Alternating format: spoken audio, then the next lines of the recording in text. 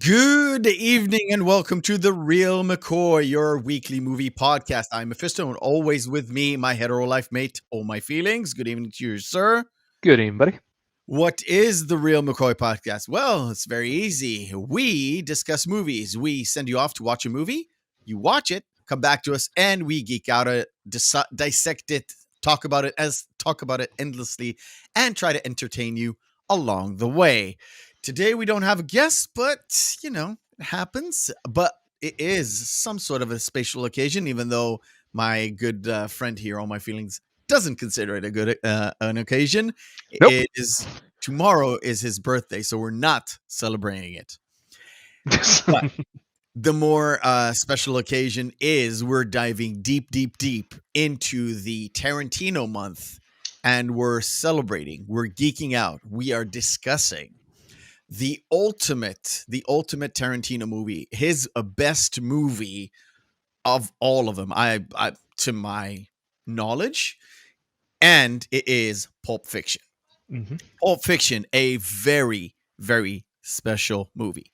Before we dive into it, before we do the back to, behind the screens, all of that good stuff, please, if you like this, if you see it live, if you don't see it live, please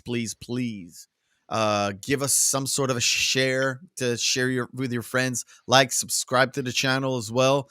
If you want to give us any suggestions, you can follow me on Twitter at Mephisto. You can follow me on Instagram at Mephisto79. I'm not really active on Instagram, but it is a way to get a hold of me.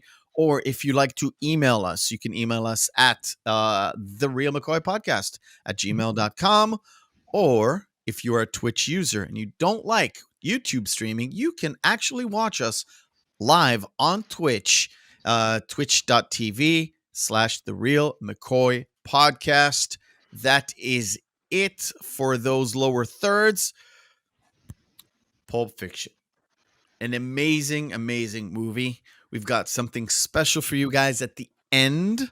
something new that I've concocted without all my feelings knowledge. He hasn't seen it, and I'm Not yet. dying for him to see it. It's going to be a fun little podcast. We're going to start with the first thing. We're going to hand over the microphone to All My Feelings for a little segment we like to call Behind the Screens. Production take 2.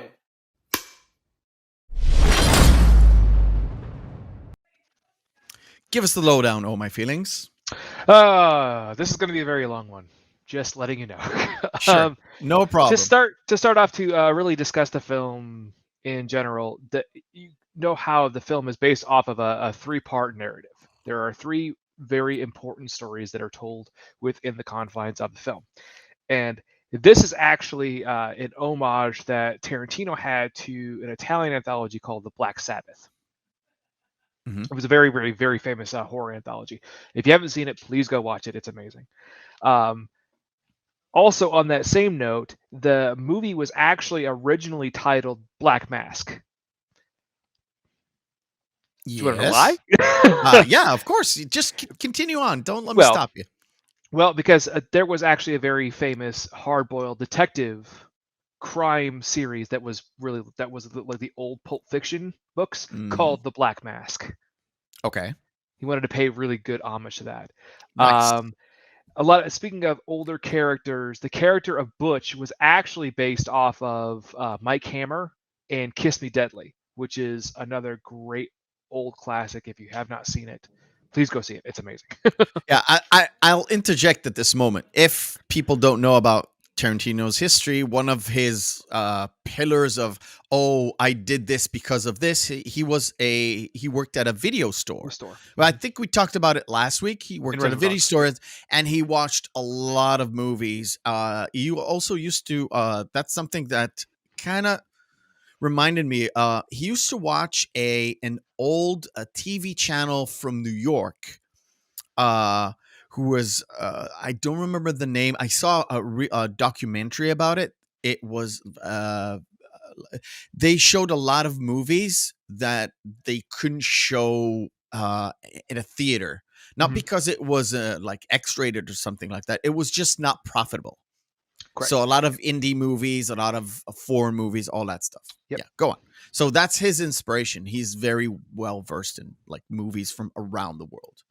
Mm-hmm. Then moving on from there, the Winston the Wolf was actually inspired by a very short film that was actually called Curdled. That was originally Tarantino had read the script for it and saw a very short version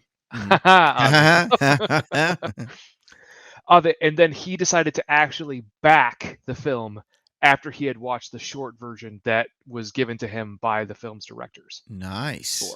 And then he based Winston the Wolf off of one of the characters from that. Moving on from there, Big Kahuna Burger and Red Apple cigarettes. Yes. See, Big Kahuna is actually making its second appearance in a Tarantino film because there actually was a cup in Reservoir Dogs. There's a Big Kahuna Burger cup that was used as a prop. I didn't notice that. Okay. Yeah. And Red Apple cigarettes, this is its first appearance, and it's really kind of infamous now of being prolific throughout all the rest of Tarantino's films. In Kill Bill, there was even giant Red Apple cigarette posters. Yeah, that I remember. I don't like the movie, generally speaking, but Red Apples is just a brand that he invented. Yeah, it was just made up. Just made up. Same with Big Kahuna Burger. Big Kahuna Burger actually didn't exist. Yeah. But now it does. It's actually a restaurant now. It does, yeah. It totally is. By the way, they have the only thing that is the difference, and that's something again that I've heard a long time ago, could be a stupid thing. I think in some of their burgers, one of the toppings is like pineapple or mango or something like that. That makes it Hawaiian, but that's it. And also, most of their buns are used with King's Hawaiian bread. I don't know if you guys have it. Okay. It's a sweeter kind of bread. Okay. So, obviously, yeah. Moving on to how the production was when it was originally written. Lawrence Bender, the original producer of Reservoir Dogs, actually took the original first draft of Pulp Fiction to a very small studio called Jersey Films in order to try to get it produced. This is before Reservoir Dogs was released and became kind of a cult hit. It was like big for a very, very small independent film at the time in the early 90s. Yeah. So this is when Avery, then after Reservoir Dogs was released, they formed a band apart. That's why you always see a band apart in as their Okay. own kind of like a small little, not really production studio, but sort of like small little contributor there. Yeah. You're way far in the movie there. No, I'm not. I'm just giving it like a little taste of Yes. snippets from the movie while you talk, Yes. because I want people to connect to, even if people didn't go out and watch it this week. I'm gonna give you a little bit of screening while you talk, because Okay. the stuff that you say is super interesting. That's why I'm shutting the fuck up. Okay. Anyway, so Jersey Films then actually pitched the original draft of the whole film to TriStar. TriStar picked it up, then put it into a phase they call roundabouts. Roundabouts means they have it, they basically have the rights to it, but they don't want to do anything with it yet. Inevitably, the head of TriStar went, "It's too violent, makes no sense. There's with the narrative moving back and forth, no one's gonna get it. Let's just drop it." Yeah. Oddly enough, you say? yes. Oddly enough, you know who picked it up out of nowhere was Miramax, who just got purchased by Disney. That was after. Wait a minute. They went after this picture after they got bought by Disney? Yes, correct. But do you know who greenlit it? It's what's his face? It's fucking Harvey Weinstein. It's Harvey Weinstein, yeah. Yes, he read the script, loved it, picked it up immediately. Put it on for a budget of $8.5 million, and it was the first project that Miramax as a studio itself fully financially backed. Yep. Of course. Yes. Dude, Miramax, to put Harvey Weinstein in his corner, Miramax are in charge of a lot of movies during the 90s that in any other studio would not have been made at all. Like Very much all so. of the Kevin Smith early movies would not have been made in any other established studio whatsoever. So it's very tough when people went up in like the Oscars and stuff. Like Meryl Streep said, Harvey Weinstein is like a god, which in hindsight sounds ridiculous. People forget that he was in charge of building a lot of people's careers. Yeah. It just so happens he was a monster.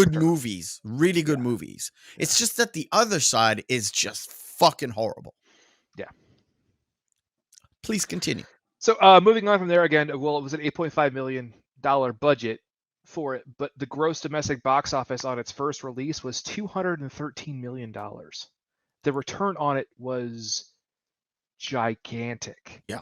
It was so huge. And then, as Biffer had mentioned previously in chat, it did win the Palme d'Or, but prior to its actual release, which was the thing that kind of started getting it pushed up, the clout in it. Then the fact that also was like, oh, wait, Bruce Willis is actually going to be in this. And at that point in time, he had released a couple of bombs prior to this film.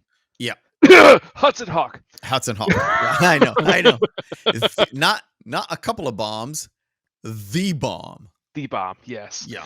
But his name still had a lot of clout, so that got people's interest in it, and word of mouth spread like wildfire. Yep. Moving on to what's really interesting too is that even though Bruce Willis was the biggest name in Hollywood attached to the film at the time, yeah, I know it's really odd to say that now with Samuel L. Jackson, being as big as he is now, and the same thing with even John Travolta. This was his career renaissance, but everyone that was one of the major actors, they all got paid the same exact rate. All of the main actors did. Yeah, It did not matter what their status was. including Bruce Willis. Like everybody Yeah. got same pay. That's what I Same remember pay. too. Yep. Yeah. To keep the budget low because they wanted Yeah. to make what Tarantino said as I want to make a film that looks like a $23 million picture on an $8 million budget.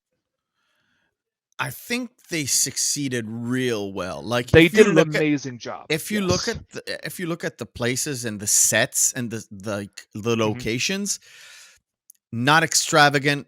All the action is very minimal, but it's still violent. Still has elements of action in it because it is another one of those movies where it's based around crime and mafia around LA, which is just like Reservoir Dogs. Yeah, but if you look at what they did, it's so good, so good. Moving on to the reason why it looks that way is Tarantino made the decision to actually put it on 50 ASA film, which is by far it's the film that when it's shot, it actually is at the slowest stock speed to film, so there's no film grain in it. That's the reason why it gives that Technicolor, like almost 50s look to it. Yeah. And that's the reason why the films look, when you watch the film, you're like, wow, this looks different. And you kind of can't really perceive why. It's because it's on that 50 ASA stock film. I have, this is not it, but I have the 4K version. It's not 4K really. No, it never would be. It's not. Yeah. Vincent Vega's brother was in Reservoir Dogs too. Correct, yep, sir. which we did. We talked about that last week. We talked about it last week. Yep. We talked about and it in last 2004, he had mentioned the fact that he wanted to make the Vega brothers film with him and with John Travolta and Michael Madsen, but it never panned out. Speaking of sets, actually the most expensive set that they built was Jackrabbit Slim's. That did not exist before. They built it solely for this movie, and it cost them $150,000 to build that set. That's cheap. I know it is. In LA? Yeah. Even in 94, it's like, that's cheap. All right, Yeah. cool. Then kind of the last bits are more kind of writing credit stuff. Roger Avery, I think, really kind of got screwed over a lot by Tarantino. Given that he was part of a band apart. He helped write several major scenes that was in True Romance, the screenplay that Tarantino wrote. Yeah. He also was a big contributor to this movie. You realize the whole scene with the golden watch? With Captain Coons? Yeah, that was Avery's idea, and he wrote it. That's ridiculous because it's everybody remembers. Yep. Everything about Butch starts off with the watch in the ass. I wore this uncomfortable hunk of metal in my ass. Exactly. Years. It's yes. You know what? It's one of those things where we see this in like every other movie we discuss. It's like, oh, this was a fluke. Oh, this was like contributed by this guy and that guy. It's like, oh, this is one of the most memorable things about this movie. And it comes up every once in a while. It's so funny to me that really good movies sometimes just happen by accident. Yeah. It's like Bob Ross. It's like a happy little accident. Happy little cloud, a happy little accident. And it's just a masterpiece of a film. Well, but also the Avery also helped to write several majorly impactful scenes. Like one bit that he wrote called Road to Pandemonium was supposed to actually be the scene was supposed to be in True Romance. They instead adapted it into Pulp Fiction. It's a scene where Marvin gets shot in the face. We'll get to that. Yeah, and without it, the Bonnie situation doesn't happen. Oh yeah. Well, we'll touch upon that. I can't share. I've got something lined up. You'll either hate me or think I'm insane, but you'll see. We'll see. But that I will have to say that the last bit about it, the reason why I think that Roger Avery got kind of fucked over by Tarantino was Tarantino was able to convince Avery to take his name off as a co-writer listed on there. so Tarantino can have his almost synonymous with any film that he's ever done is now directed and written by Quentin Tarantino. Yeah. But if you look in the credits, it says story by Roger Avery. Roger Avery. Oh, so he shit. still got the Okay. credit in there, but he didn't get credit as a co-writer, even though he helped co-write a lot of it. Is it that important? At the end of the day, it's important for an Not- Oscar. I not- get it. Yes, I know, but again, this won an Oscar for best screenplay, and Oh, Avery technically didn't get credit for it. well, yeah, I get it. Yeah. All right, so tonight we are not. I know you want to cover every bit of every We fucking won't scene. cover We everything. won't cover every scene. First, Just like, a lot of them. we'll just say there's a lot. It's the first movie for me that I've seen that does the jump cut time jump, not really time jump, but telling the story not in the traditional linear fashion, yeah. order. Because I think I told this last week. I've seen this movie first, and then I went out and watched Reservoir Dogs because I was not of the age to watch this, to be honest. Yep. But who gives a shit? It's the 90s. I saw this when I was 11. Oh yeah, I was older than 11, but I should have been watching this film. but yeah, I watched this movie, and first time that I've seen the time shift, time jump, and it works. In some movies, it works not so much, or in like in TV. So The Witcher, it doesn't work for The Witcher for me. By the way, can you actually hear the laughter? No, I can't. Maybe you don't. We have house guests. Anyway, let's go on with let's do not the first actual scene, but the first thing that is a conversation in a car. Yes. Now I can't hear the laughter, by the way. Yeah. Okay. Now this is when actually I stop really talking, funny. yeah. This is what I was gonna bring up is him actually hold mentioning. Yeah, maybe that worked. I was gonna say, hold. Maybe go to the living room. Jesus Christ. Ruthless bastards, savages. Don't worry about it. Let's go. What's funny is a conversation in a car. How he's talking about Hash and how Vincent Vega just returned from Amsterdam. Yes. What's funny is that Tarantino actually wrote this while he was in Amsterdam. Not surprising. So a lot of the different sort of bits that he's mentioning there are direct things that he actually experienced. Like, oh yeah, they don't call it a quarter pounder with cheese. What do they call it? A Royale with cheese. By the way, it is also in my country. They call it a Mec Royale. McRoyale. Yeah, because you guys don't have we don't have the metric system. You US use the fucking metric system. Yeah, exactly. The correct system. I mean, it is the thing is with this. It's literally this scene and the next scene where it's the same conversation. It's the same two people talking, but it divulges into something else where they talk about how they threw the guy off the balcony. With Tony Rakihara. Tony Rakihara, that was all speculated. The fact that again, Quentin Tarantino's feet fetish coming out here, where he says, "Oh yeah, well they threw him off a roof. Why? Well, because he massaged his feet. Massage Marcel Waz's wife. Yeah. Like, what do you mean? Why would he do that? Like, you're like, oh well, I get it. It's the implication. He goes, no, wait. It's the same ballpark. It's not the same ballpark. It's not the same league. It's not the same fucking sport. Exactly. It's sort of a conversation that me and you would have if we were riding in a car going somewhere. Yeah. And just chit-chatting about gossip. It's basically gossip. Bullshit. It's all. Yeah, it is bullshit. It's gossip. It's like a nothing conversation, but it fills up the time because hey, John What else are you Travolta gonna or do? like Vincent Vega just returned from Europe, and Yeah. Jules, they're just friends and they're just shit talking, right? Yeah.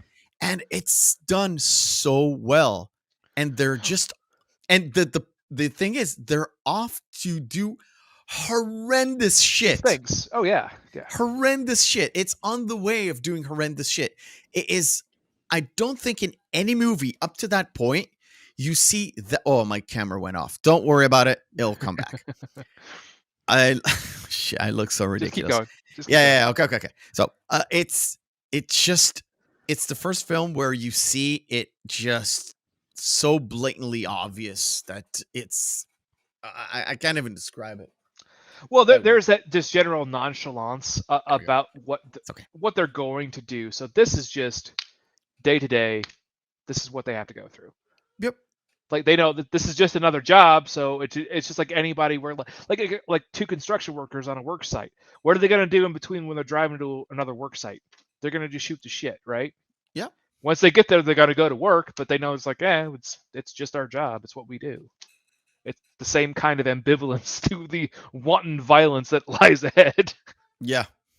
So they get into the apartment. They meet Brett and the crew, and they want something out of them. Wait, is it here?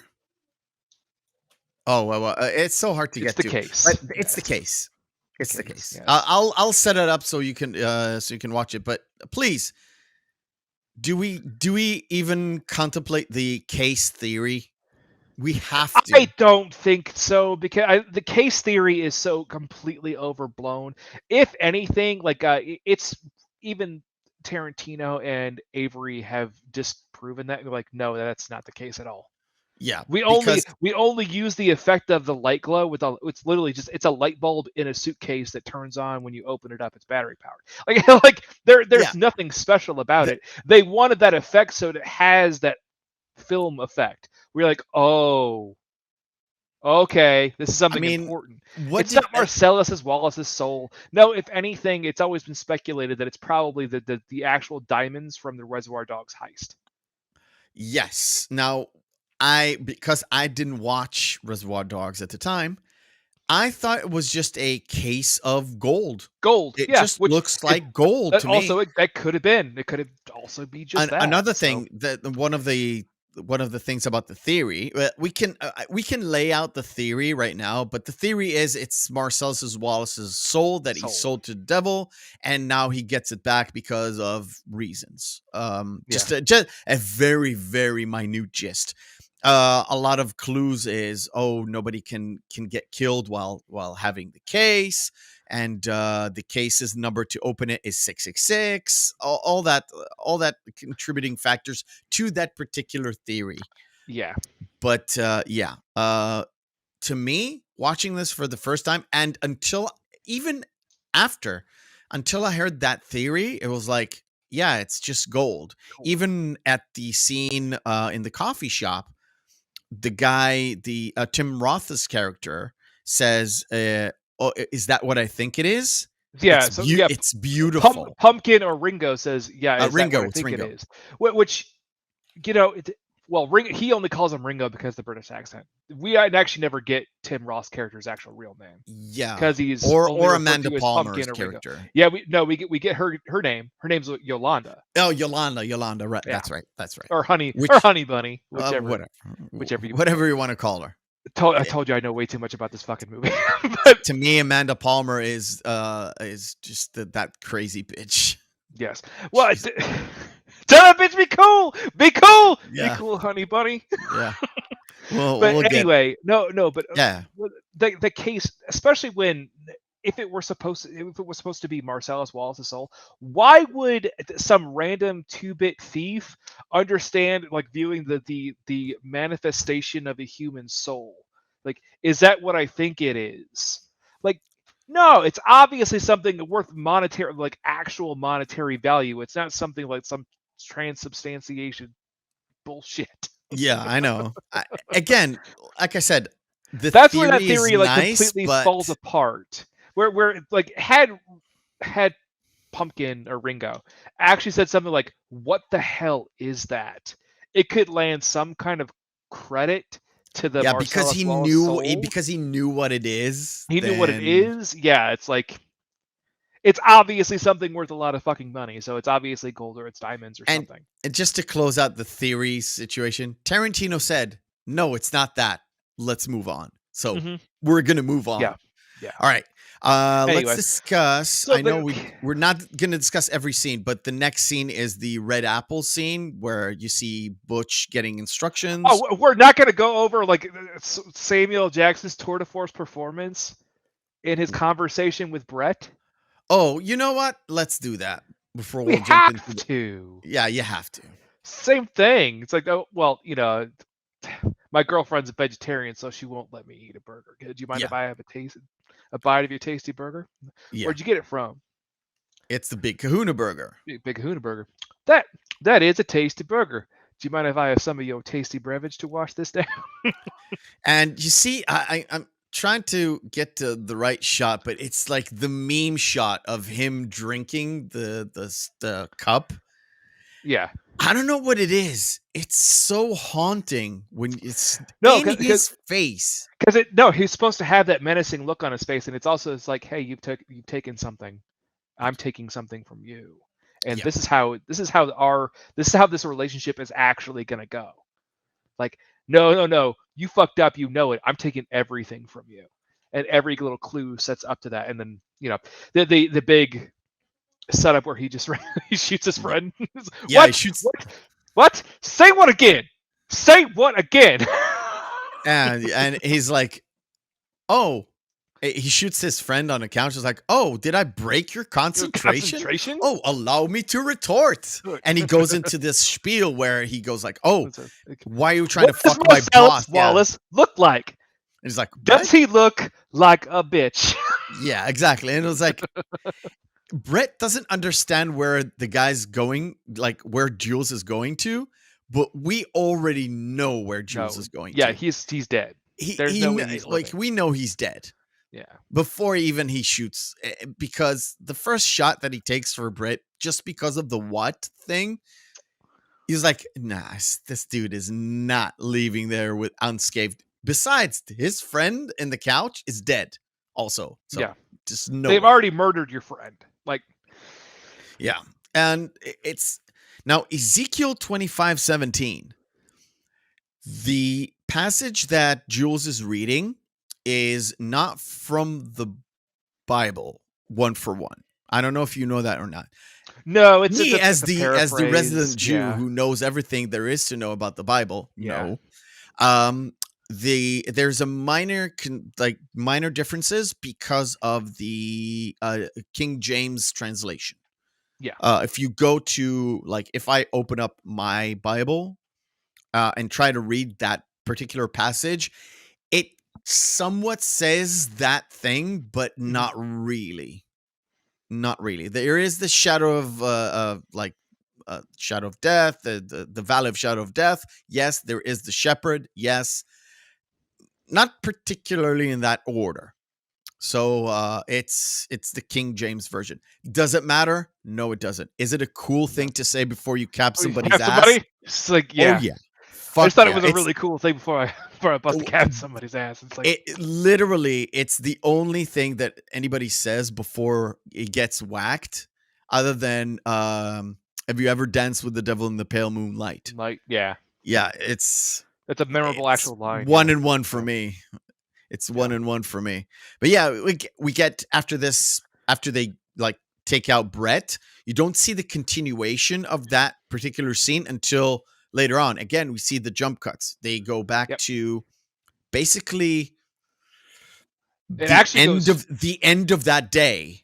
Oh, not the end. The so later on in that day. It'd be like lunchtime. Just after lunchtime. Because it's 11 o'clock. They were there at later. 7 a.m. Even Jules says it. It's like, oh, it's not 7 a.m. yet. Yeah, because they end up over at Jimmy's at what? Was it 8 o'clock in the morning when they end up? No, it was 9. It was 9 when they end up at Jimmy's. 8 or 9. Yeah, and she comes in at 9. Was coming off a 12-hour. Yeah, Bonnie comes in at 9:30. So that's the whole timeline, and they're there after they sat at the at the diner. At the diner, eating basically breakfast. Yeah.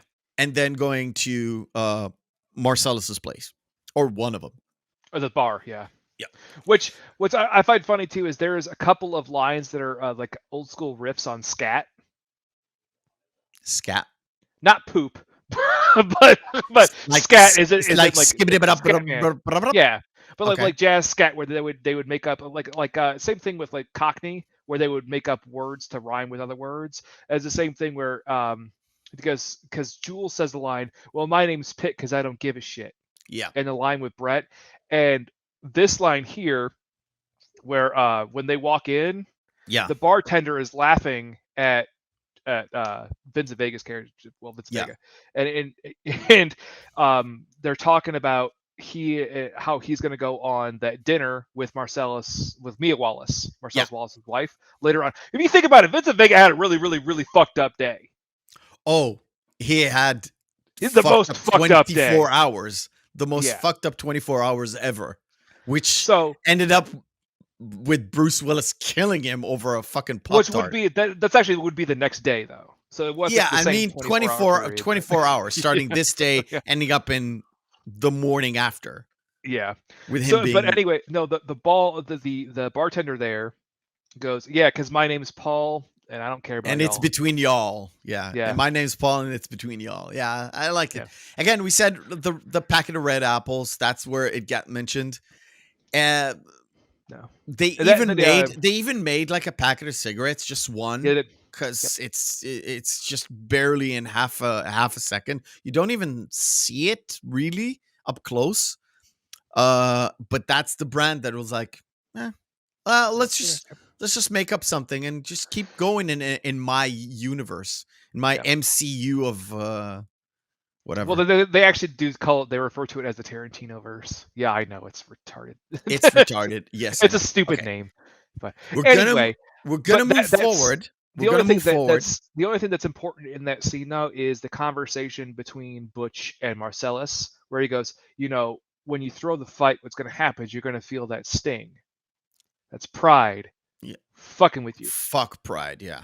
You bury that shit. Fuck pride. Yeah, exactly. Because that comes up near the end. Because it comes up later on. Yeah. Of course.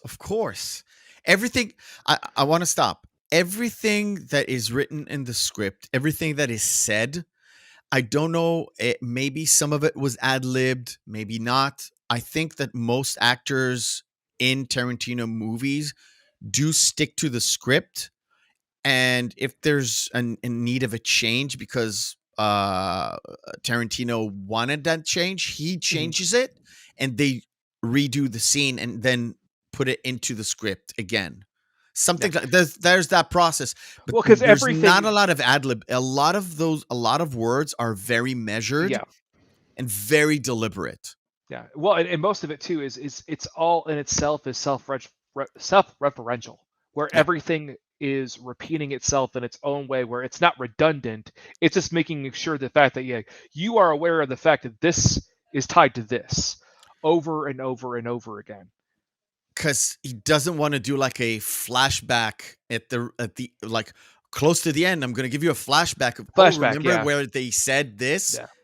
Remember? Oh, everything is delivered and measured as well. There are even very, very, very tiny ones. Like case in point, at the near the end when Butch is going back to get his father's watch from his apartment, as he's walking through his neighbor's yard there, you actually hear in the background a commercial for Jackrabbit Slims. Yes. And also a lot of the things like, did you put it on the kangaroo? Kangaroo and bedside table. Yeah. We're going to get to that. They get to the apartment. He doesn't even have to say it. You see him taking the watch off the kangaroo, and it's like, oh, that's the kangaroo. Yeah. That's it. It's repeating, but it's measured. All right. Moving forward, because again, we've got a lot to cover. A lot of movie, it's a lot of movie. It's a lot of text, a lot of like tiny little scenes where it's everything they said is just so memorable.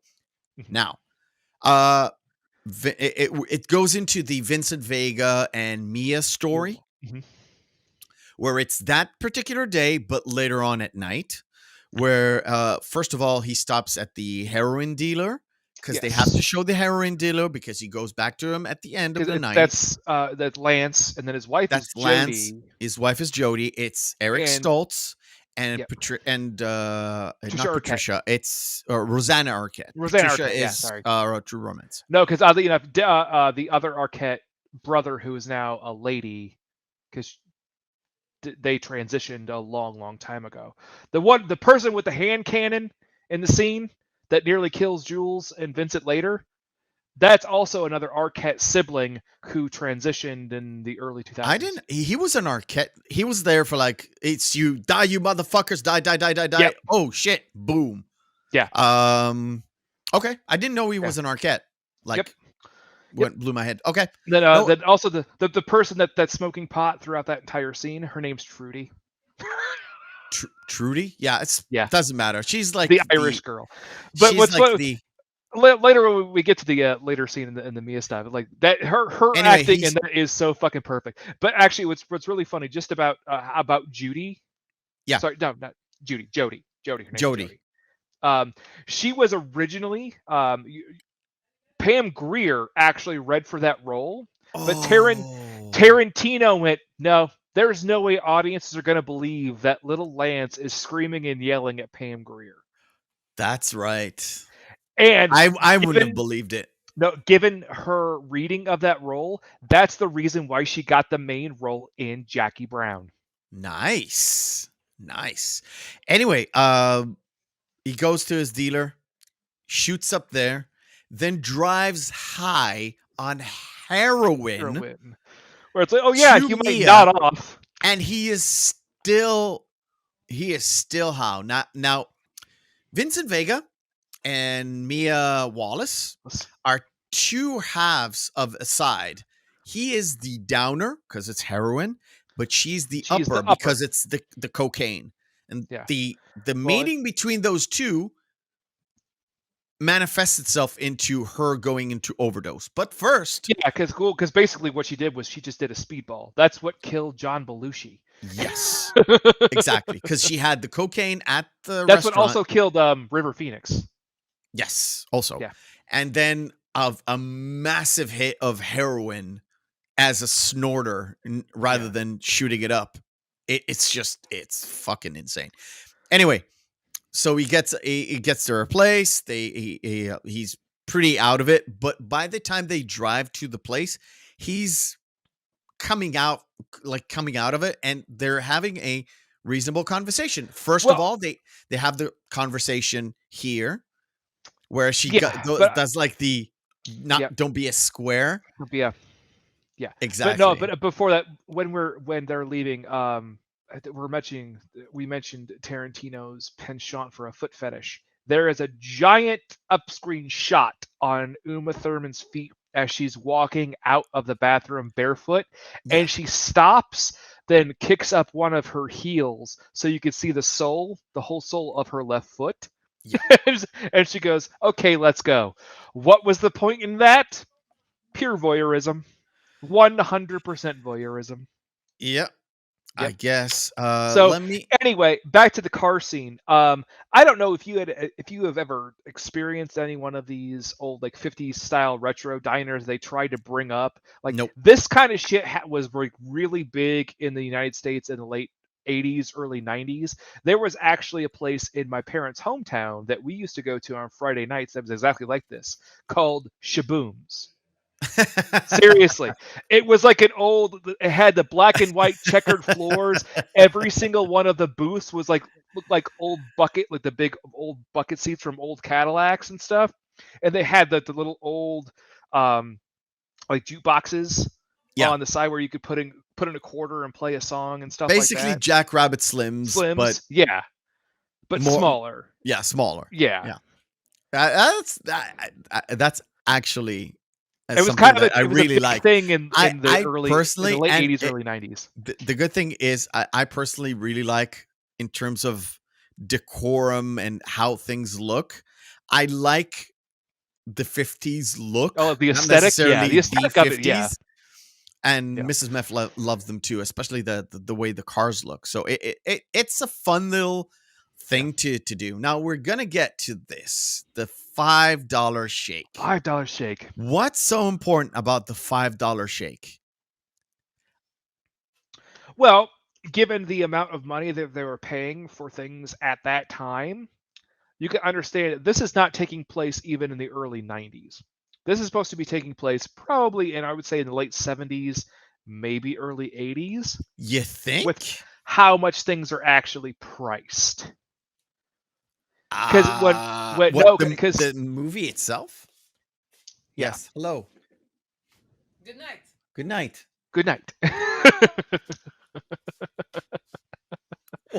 Well, because I didn't throw at you. I threw Eddie Murphy mom on you. She will throw an Eddie Murphy mom on me. Great. Awesome. Remember? Great. Come on, Oh, she means the pump boomerang. Yes. Never mind. We'll get to it if we cover Raw.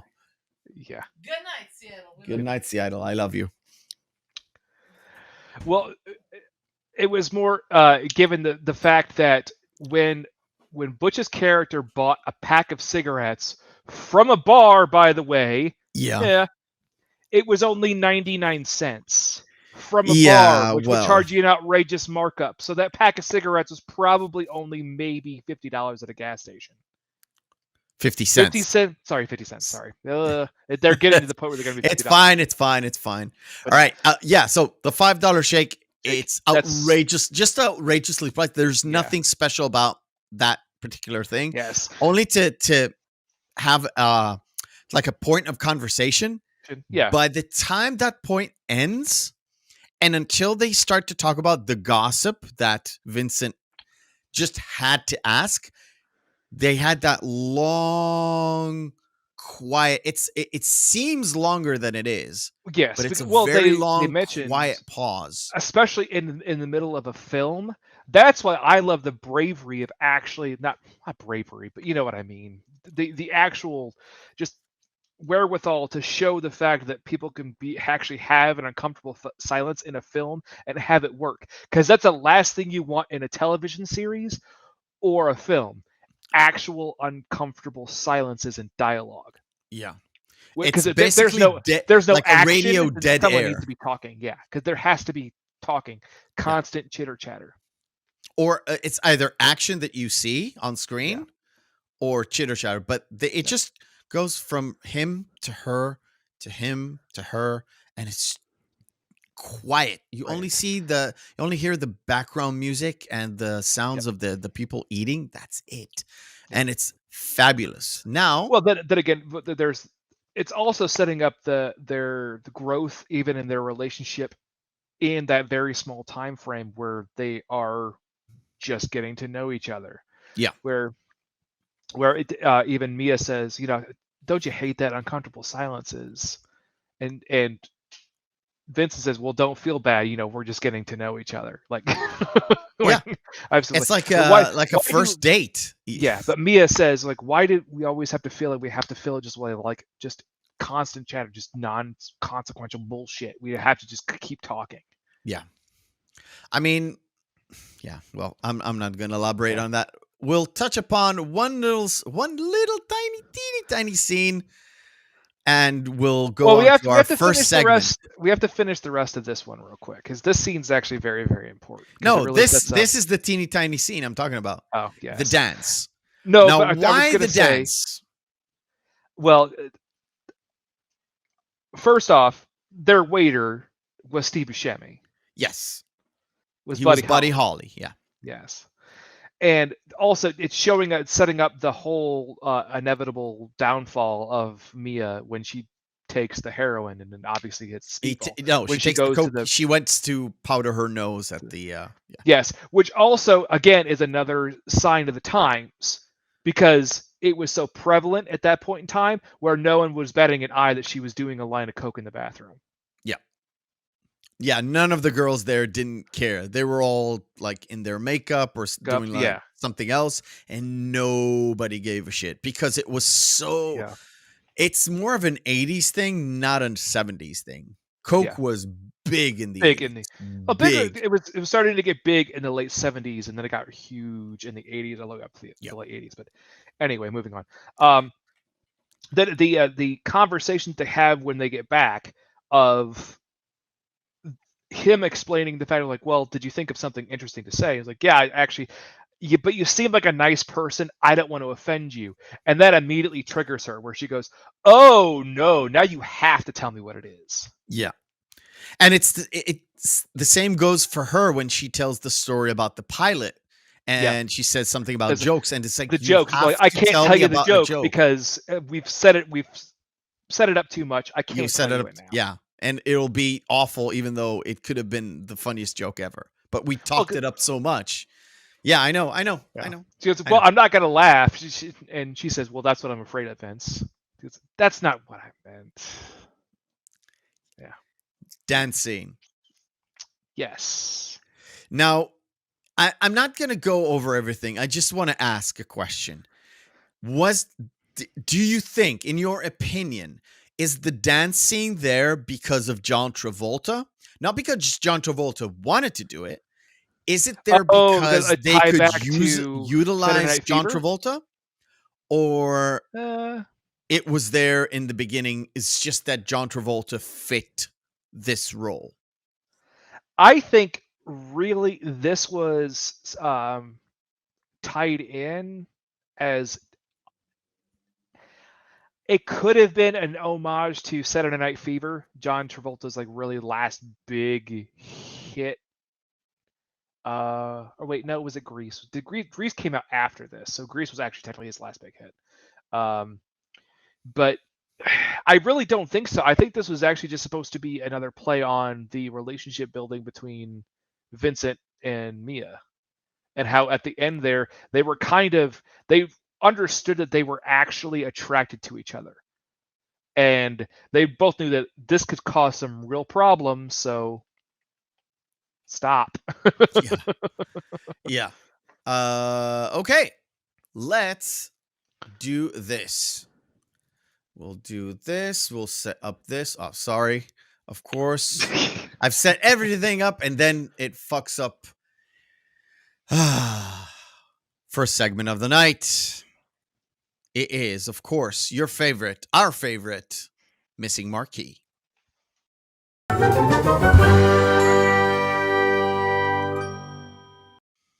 Missing Marquee, for those who are uninitiated, is we take 10 posters that have their text written off.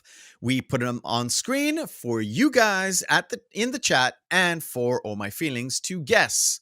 So let's do this, and that. American Psycho. Duh. American Psycho. Die Hard 2. Die Hard 2.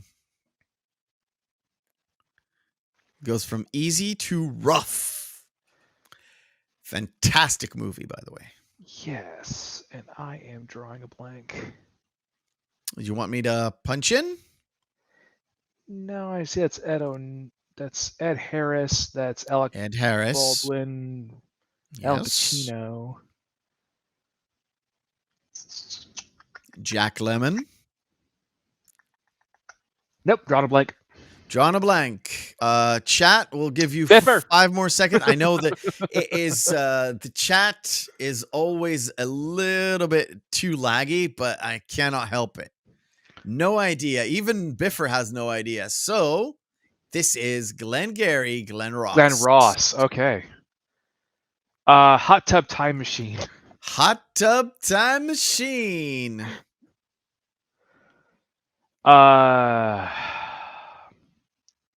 It's not Timeline. I know exactly what the whole fucking Out of Time. Come on. Shit. I know exactly what it's about. Everyone has In Time. In Time. Let me show this. In Time. Thank you. Not this one.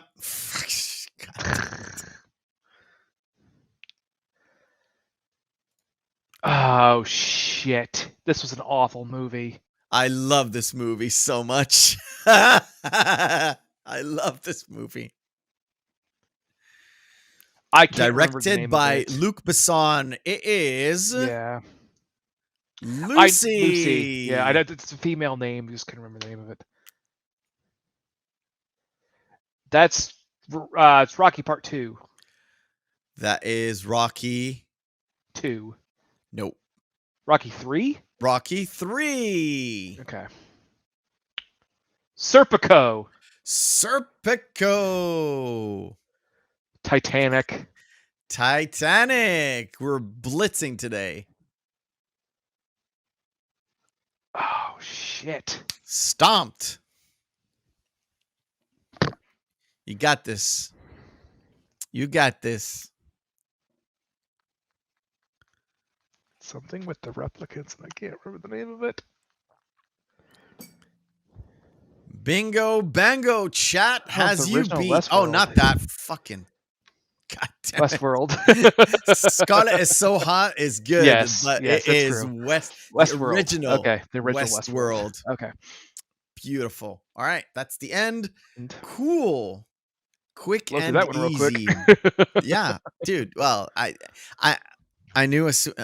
Look, I've said it before. I set these months ago. Did I not tell you? I've got up to like 39 when we talked Yeah. last. That was like 4 months ago.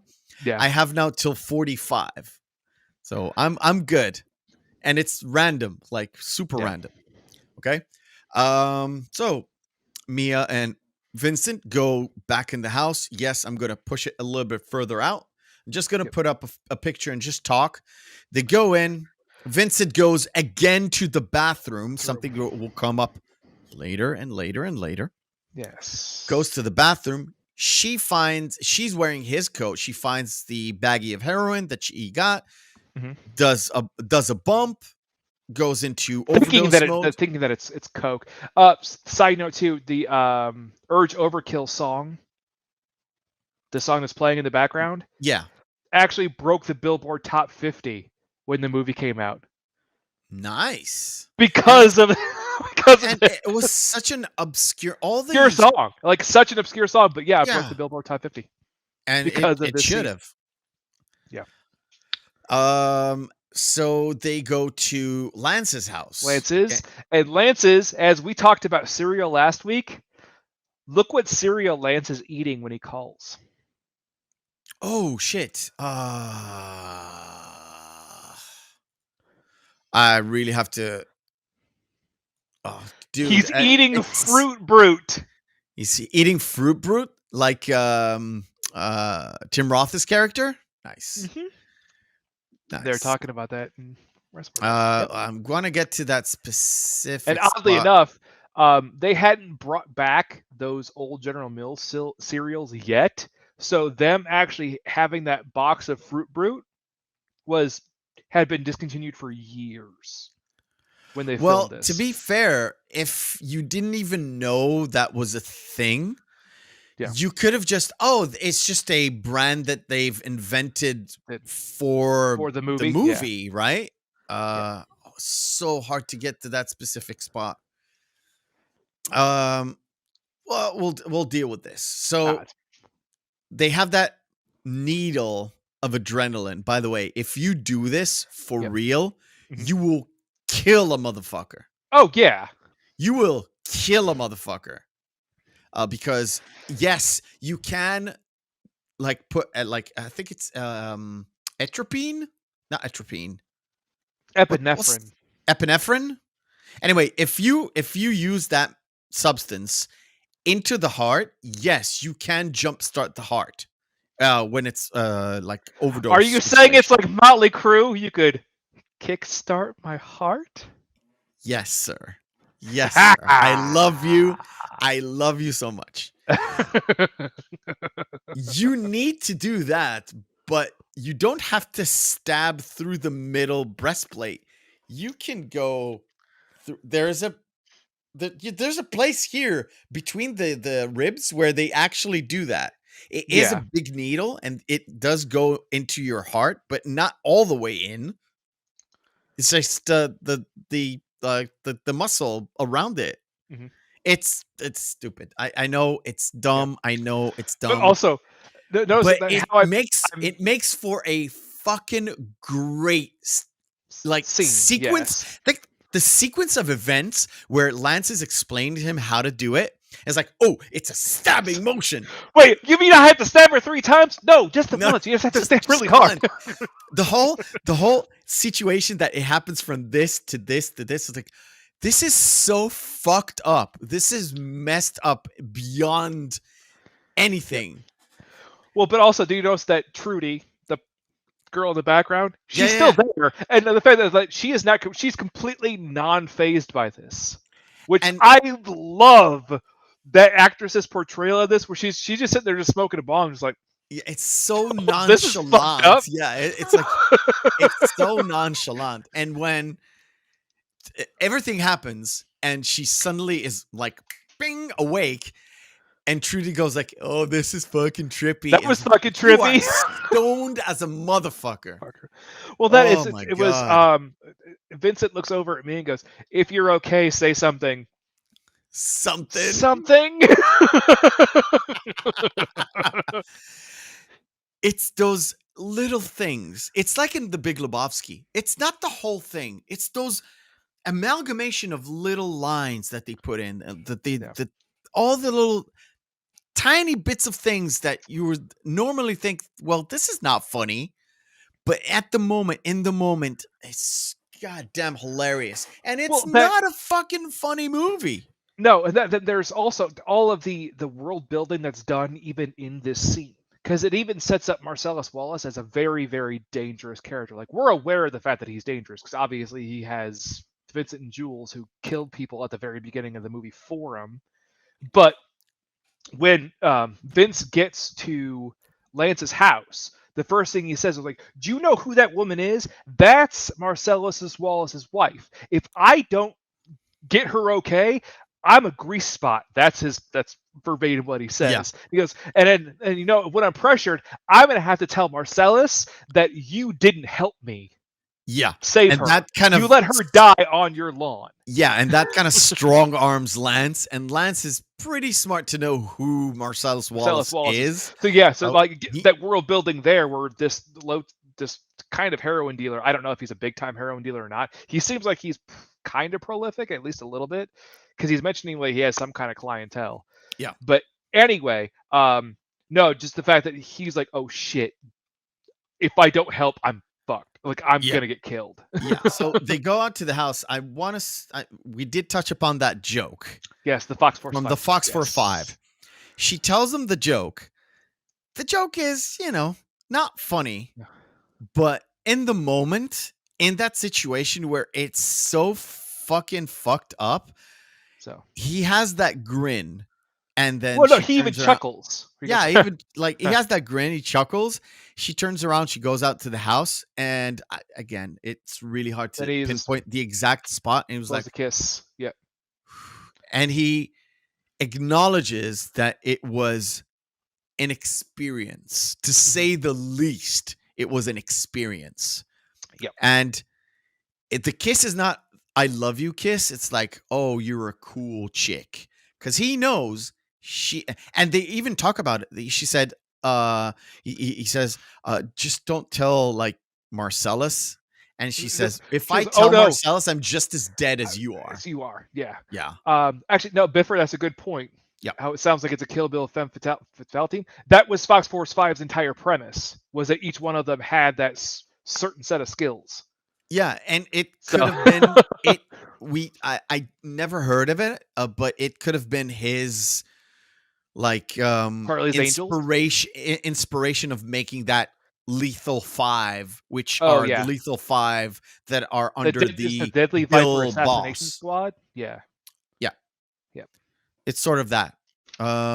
And we start my personal like lull of the movie. And the lull of the movie is the whole Butch. Oh, the Butch story.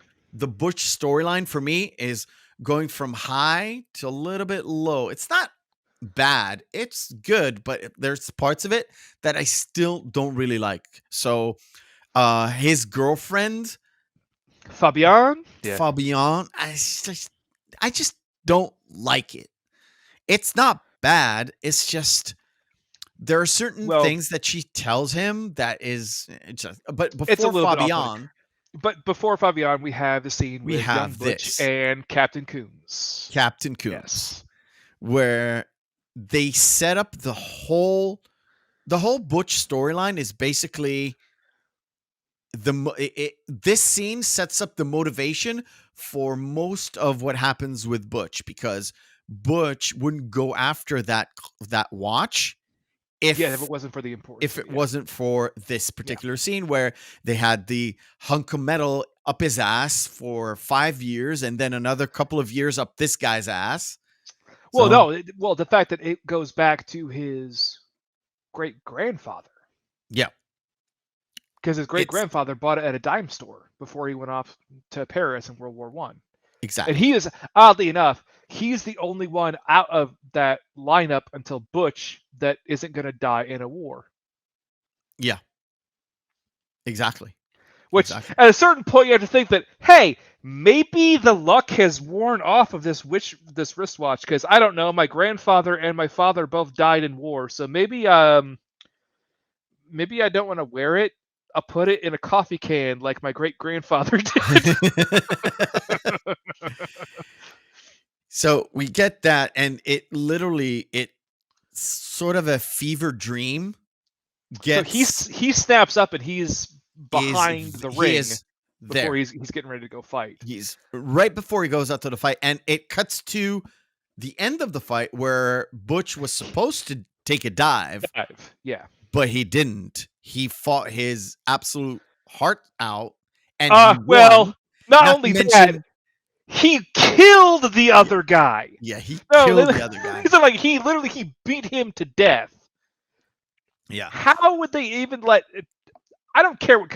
Like, had this been an underground, no holds barred, like bare knuckle boxing kind of thing, I could see someone getting killed in a boxing match.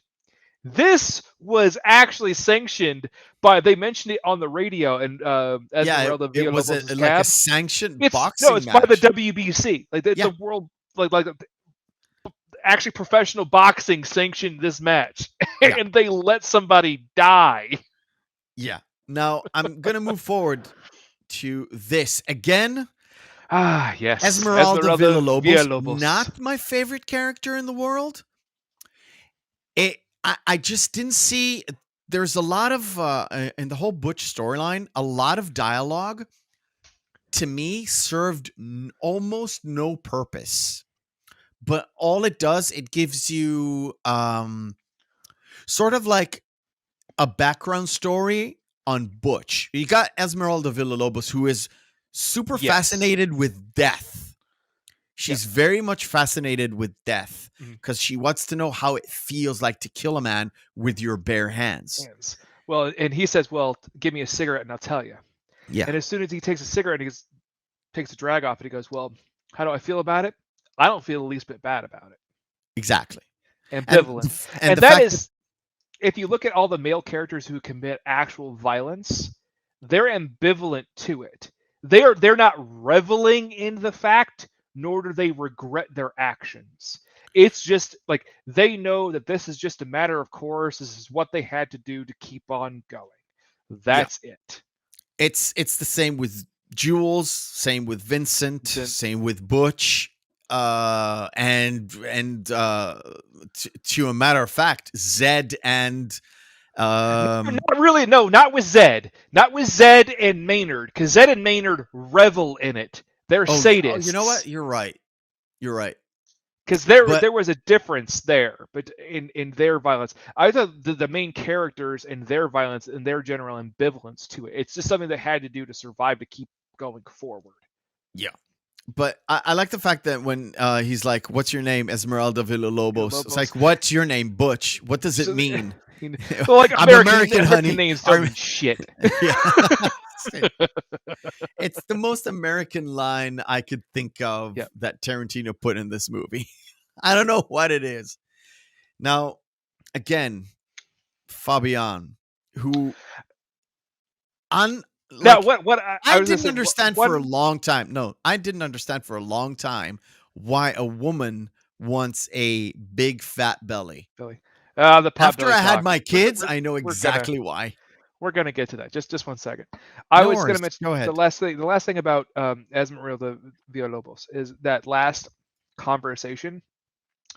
You can tell that there is actually, like, right there is that innate chemistry it's palpable between Butch and Esmeralda.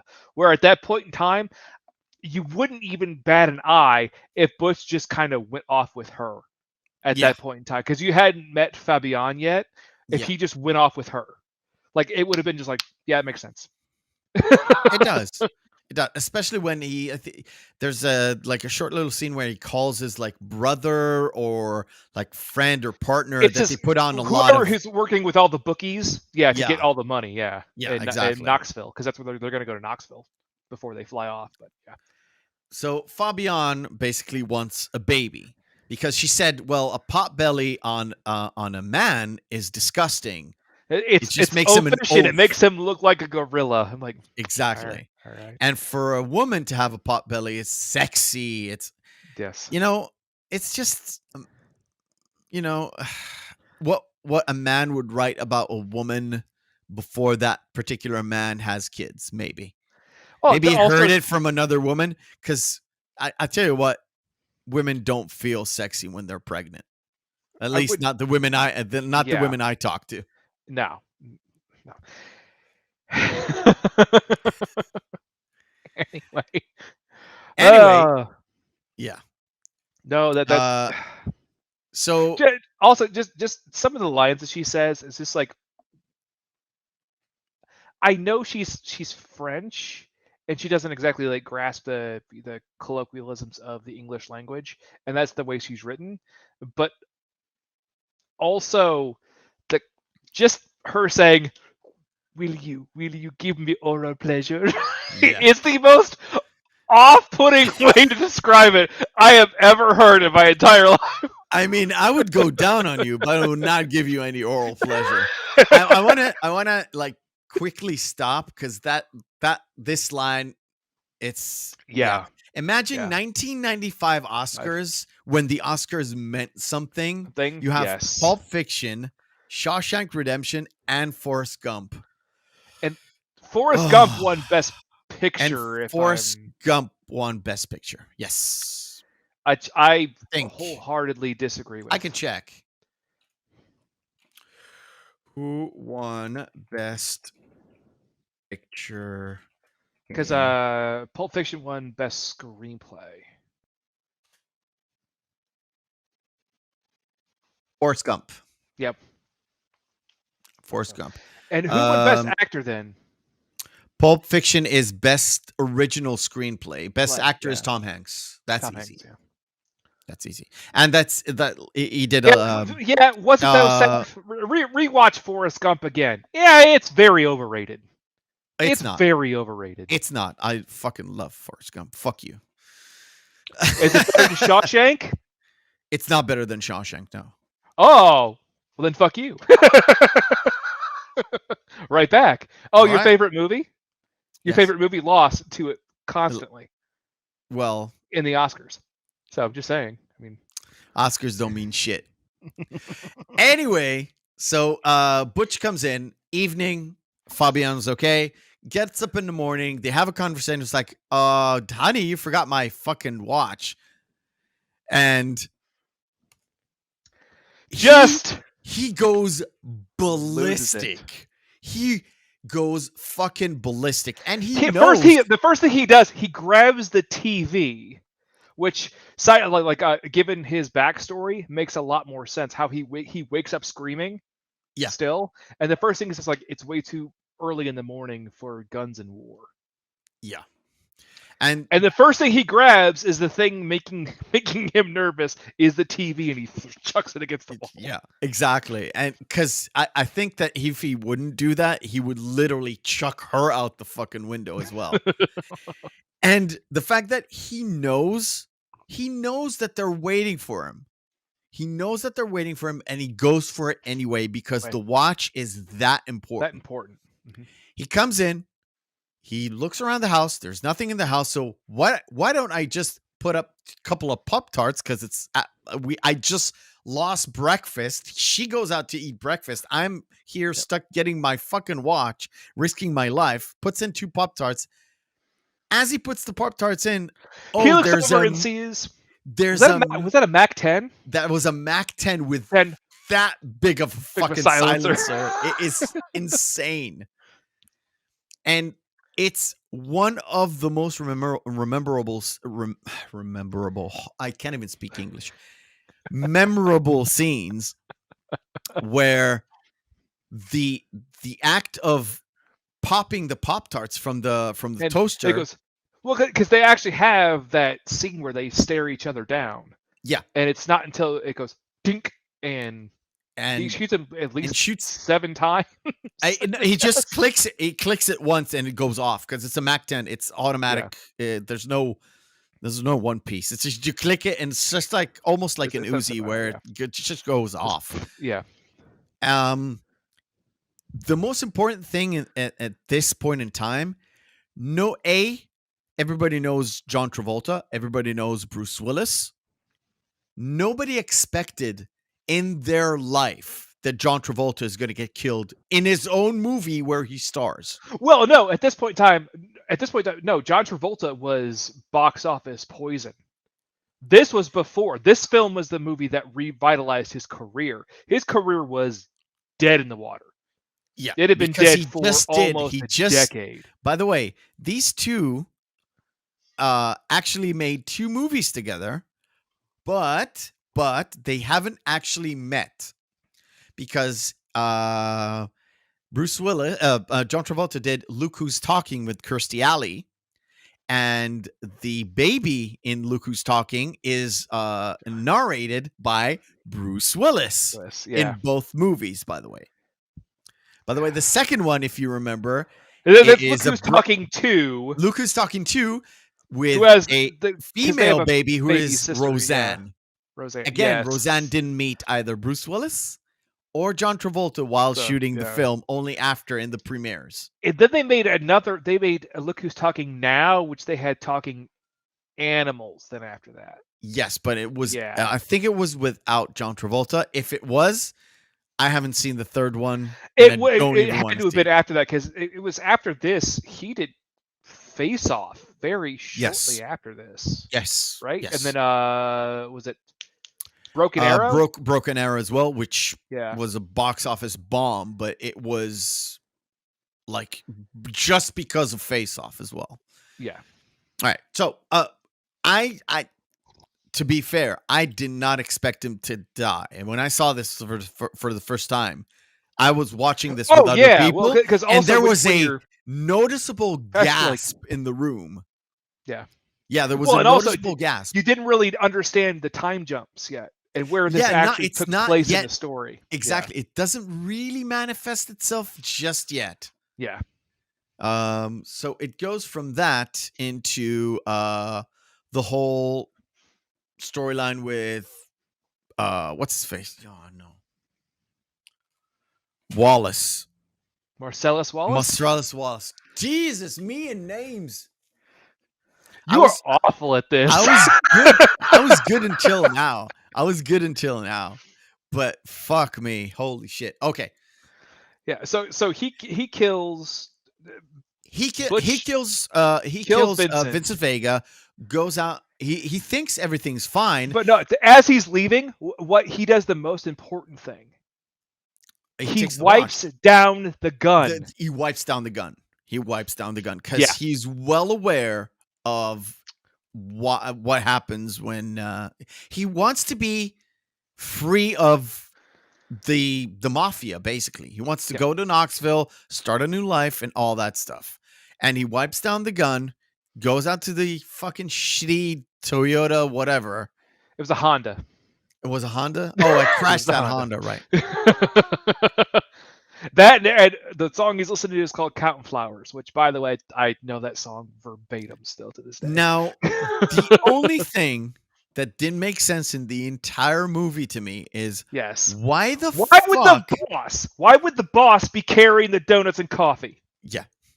See, it doesn't fit. It doesn't Nope. mean it can't happen. It's just it's so weird that the boss of bosses goes out for donuts and coffee. By the way, 2 cups. So he's bringing Yeah. coffee So to someone else someone. is waiting for him, and he's in Yes. walking distance, so they would have had to have heard the crash too. This scene has always kind of bugged me. Ugh. Yeah. So It's just I don't know. It just doesn't fit. But it does set up the whole he goes into him, they run away, and they go into Maynard's store where Maynard is like, But when they get into the accident, when Marcellus Wallace is being revived, well, not really being revived, he just kind of wakes up because he just got knocked out. The one annoying pedestrian, "Oh yeah. Yeah, it's Kathy Griffin. It's like that is such perfect. It's not even typecasting. Ugh. It's like she personified. Do you remember in Back to the Future 2 where he knocks out the guy, and Marty, the future Marty, comes in and he just makes sure that Biff is dead to take his the Ooh La La magazine, or not the magazine, the almanac. Yeah. There's the guy who says, "I think he got his wallet." It's the same type of part, right? Yep. I know. Well, because she says, "Oh, that guy was a maniac." Well, no, that guy was a drunken maniac. He just hit you. If you need somebody to testify for you, I'll be happy to. Yeah. No, and then he wakes up and just starts shooting, and he just randomly shoots that one woman. Yeah, he just randomly shoots that woman. Yeah. It sets up Zed. So, also, when they go into Maynard's store, when Butch gets the better hand of Marcellus, when he's punching him, he goes, "Feel that sting, big boy? That's pride." Yeah. It's pride. Callback. Again, and we talked about how this movie is very self-referential. Now, how he didn't knock him out, I have no idea. But maybe a big jaw. So it sets up Zed, and this is the weirdest. The GIMP time, yeah. Well, the thing is too, if you remember, Tarantino wrote this whole movie while living in a hotel in the red light district of Amsterdam. Yeah. Do you think that had something to do with this scene? Maybe just a little bit. Maybe just a little bit. Maybe just a little bit. Yeah, I know. I mean, ain't nothing wrong with that. Well, rains. Well. Anyway, so Zed picks Marcellus to be the victim of a brutal rape. Yes. And also, Maynard and Zed are down there, and he goes, "Well, you better go get the GIMP." And why did they need the GIMP? I didn't. The GIMP's sleeping. Bruce Willis. Well, you had better go wake them up then. Yeah. Now he brings him out of Zed a is just coffin. No, Maynard brings. He's in a kennel like a dog. Yeah. It's fucking insane. They tied him up like that. Which, by the way, the GIMP is dead because he got knocked out and basically suffocated to death. Yeah, because the choker was still around his neck and he was just hanging there. And so he died. I like this scene. Now, to me, this scene after watching Kill Bill kind of makes sense, but at the time was like, why aren't you running? It's an homage. It's an homage to some movie. I've seen this scene in some movie, but I don't know which one. And I do mean an old movie. Mm-hmm. But it comes back around. It kind of like in Kill Bill, kind of reminds me of this, where there's a lot of like weaponry and stuff, but you don't know what to use. But you end up using a samurai sword to solve everything.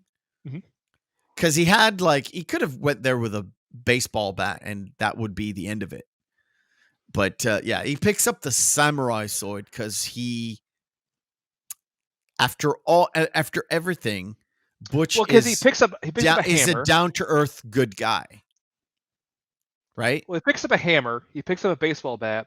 He picks up a chainsaw. Yeah. Then he sees the katana. And he's like, "We're gonna go with the katana." And he frees Marcellus Wallace, which, Well, he first brutally murders Maynard. yeah. I'm skipping ahead because we're at the hour and a half mark, and we need to finish this movie sometime.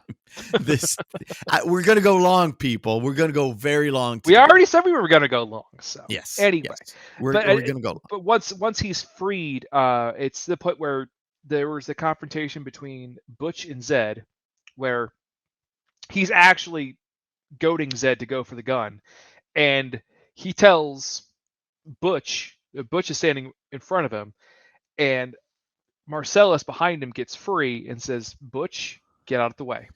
Yeah, that's exactly and this. Shoots him right in the stomach with the shotgun. Yeah. Not in the stomach though. Definitely rewatched this several times this week. Definitely not in the stomach on purpose. Yeah. But then Butch turns around and says to Marcellus, "Are you okay?" They have a conversation like, "I'm pretty fucking far from okay." Yeah, I'm pretty far. Yeah, I'm pretty fucking far from okay. And he says, "What now?" And the same thing now? where Marcellus Wallace has his entire diatribe was just like, "Oh no, oh hillbilly boy, you hear me? I ain't done with you by damn sight. I'm gonna get medieval on your ass." And that's where that line became a pop culture little trope for a very short period of time because it was utilized in several films after this, especially in comedies. Really, it's really the first point where people started saying that medieval on your ass. Get medieval really? on your ass, yeah. Because before it wasn't really in the common parlance to use that as just a cool. Because I've heard it many times in many other places, and it's this movie. This is really the origination of it's another point for this movie. Yeah, to me. But yeah, he Grace. There we go. Yes. So Because he had Zed when he was down there, when he first got there, he asked Maynard originally, like, is it okay that Grace is out there? Yeah. And originally you think, like, is Grace someone that he's with? No, Grace was the motorcycle. Exactly. And he puts the keys, not a motorcycle, it's a chopper. It's a chopper, baby. Chopper, right. I'm gonna fast forward a little bit to that particular point. But yeah, so he picks up the keys because it has a big Z on it, or a Z if you're in the States. And he drives off, picks up Fabian, and it's like, we have to fucking go. We gotta go. We gotta go now. We gotta go now. Because basically, and to be fair, if you think about it, in a way, no matter how fucked up that situation was, it kind of saved Butch and Fabian, because now they're not looking for him anymore as long as they're not in LA. Exactly. And he was going to go out of LA anyway, so it kind of fits with the whole narrative where now Butch and Fabian, they get away scot-free. Exactly. Basically. All right. Cool. Now we move on to... Well, the last line in that, though, is perfect. Where he goes, "Whose motorcycle is this?" "It's a chopper, baby." "Whose chopper is this?" "It's Zed." "Who's Zed?" "Zed's dead, baby. Zed's dead." Yeah. And they drive off. So now we go into the Bonnie situation. And I think it's one of the most iconic...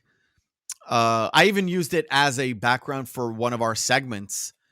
Just a second. Well, so we're back at the the day before, basically. And this is where it kind of does that first jump where it's like, oh, we're back here? Yeah. This is where people started to go like, wait a minute, what's going on? And then it kind of fits once they put on the clothes. It's like, wait, is that And then you start making those little connections, and it was like, oh, where am I in time? Mhm. So this guy jumps from the room, unloads a 6-shooter, and it goes to the wall because it was already established that the guys who stole the case were not as professional as the gangsters. Mhm. So Jules, Vincent, Marcellus, and all that Yep. stuff. And it also represents the fact that Jules and Vincent are in the sort of the Reservoir Dog dress, Yes. and the other crooks, the other gang that is in the house, are not. Mhm. And this guy jumps in, pops everything, and we get, I think, sorry, not this. I wanted to do this, which you can't even see. And oh god, you know me, I need something with a dial, like the old dial, to just get that right. The fact that they look around and then Well, shoot him, they both look. They look. They and there's stop. They look up, and there's like. and they shoot. Now, in the movie itself, it's front. They shoot into the camera, but every poster that you can see of that particular scene, it's shot from the side. Yeah. Um, And it also looks like they're shooting down, too. yes, they're shooting down, and they're shooting straight into the guy. And they pick up Marvin, and they go out the car. But first, they discuss Yes. the well, miracle. it's Jules, where Jules looks around and goes, "We should be dead." Yeah. And it's like, And as they're having a conversation about before they leave, he goes, "Now listen." Vincent says, "Now listen. Do you want to continue having this conversation here, or in the jailhouse with the cops?" And, and Jules is like, "First, I want you to acknowledge the fact that we experienced a miracle." Fine, we experienced a miracle. Let's go. yeah. It seems like Jules, it took him out. He didn't get shot, but it literally took him out of the situation, and he can't go back, and he's Correct. pondering. And the only thing that gets him back into the here and now is Marvin getting shot in the head. Now, I know it's unprofessional, and I know you're going to hate me, but I have to run to the bathroom. I really, really do. Okay. I'm sorry. So you're going to have to vamp for 5 minutes and discuss this particular there. Enjoy. Be right back. I'm sorry, guys. Yep. That's fine. Now, setting up the scene, as I did mention before, Avery actually did write this entire scene as I think called Road to Pandemonium, which was actually supposed to be in True Romance. They cut it for time, and also because it really didn't quite fit the narrative of True Romance. So they went ahead and adapted it for Pulp Fiction. Now, during this conversation between Jules and Vincent, the most important thing is, again, as Meth mentioned, the talk of the potential miracle, while Vincent is continuously trying to describe the fact that he has witnessed something like this, or he also mentioned the fact that he watched the show Cops, which is very telling of its time, that when the movie was released, because given the time frame of when this movie was supposed to have happened, Fox, the actual TV network that produced Cops, didn't exist yet. So anyway, after that, he looks over to Marvin in the back seat, and he asks Marvin, do you have anything to say about this? And Marvin, his first response is like, no, I have nothing to say at all. And then because had he had done the correct thing, which is, I don't know, put the fucking gun away because you're in the car, Vincent. Maybe. Or not put your finger in the trigger hold, like like put it on the outside, like you should, when you're not just ready to actually fire at someone. He'll tell you. Yes.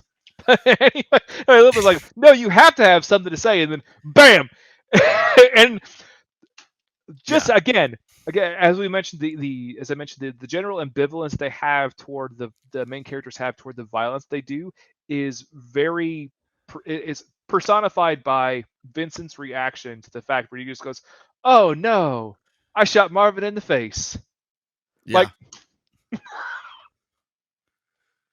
"Oh no, I spilt this glass of Coke."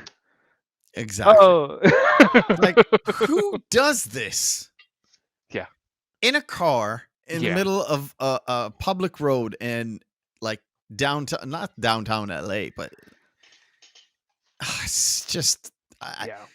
well, shit happens, I guess. So they find a safe house, but the guy in the safe house is a he's not a gangster, right? No, Like what's his name? Jimmy. Jimmy. Yeah, Jimmy Jimmy is like an affiliate or something. He is in the enterprise, but he's not a no. gangster.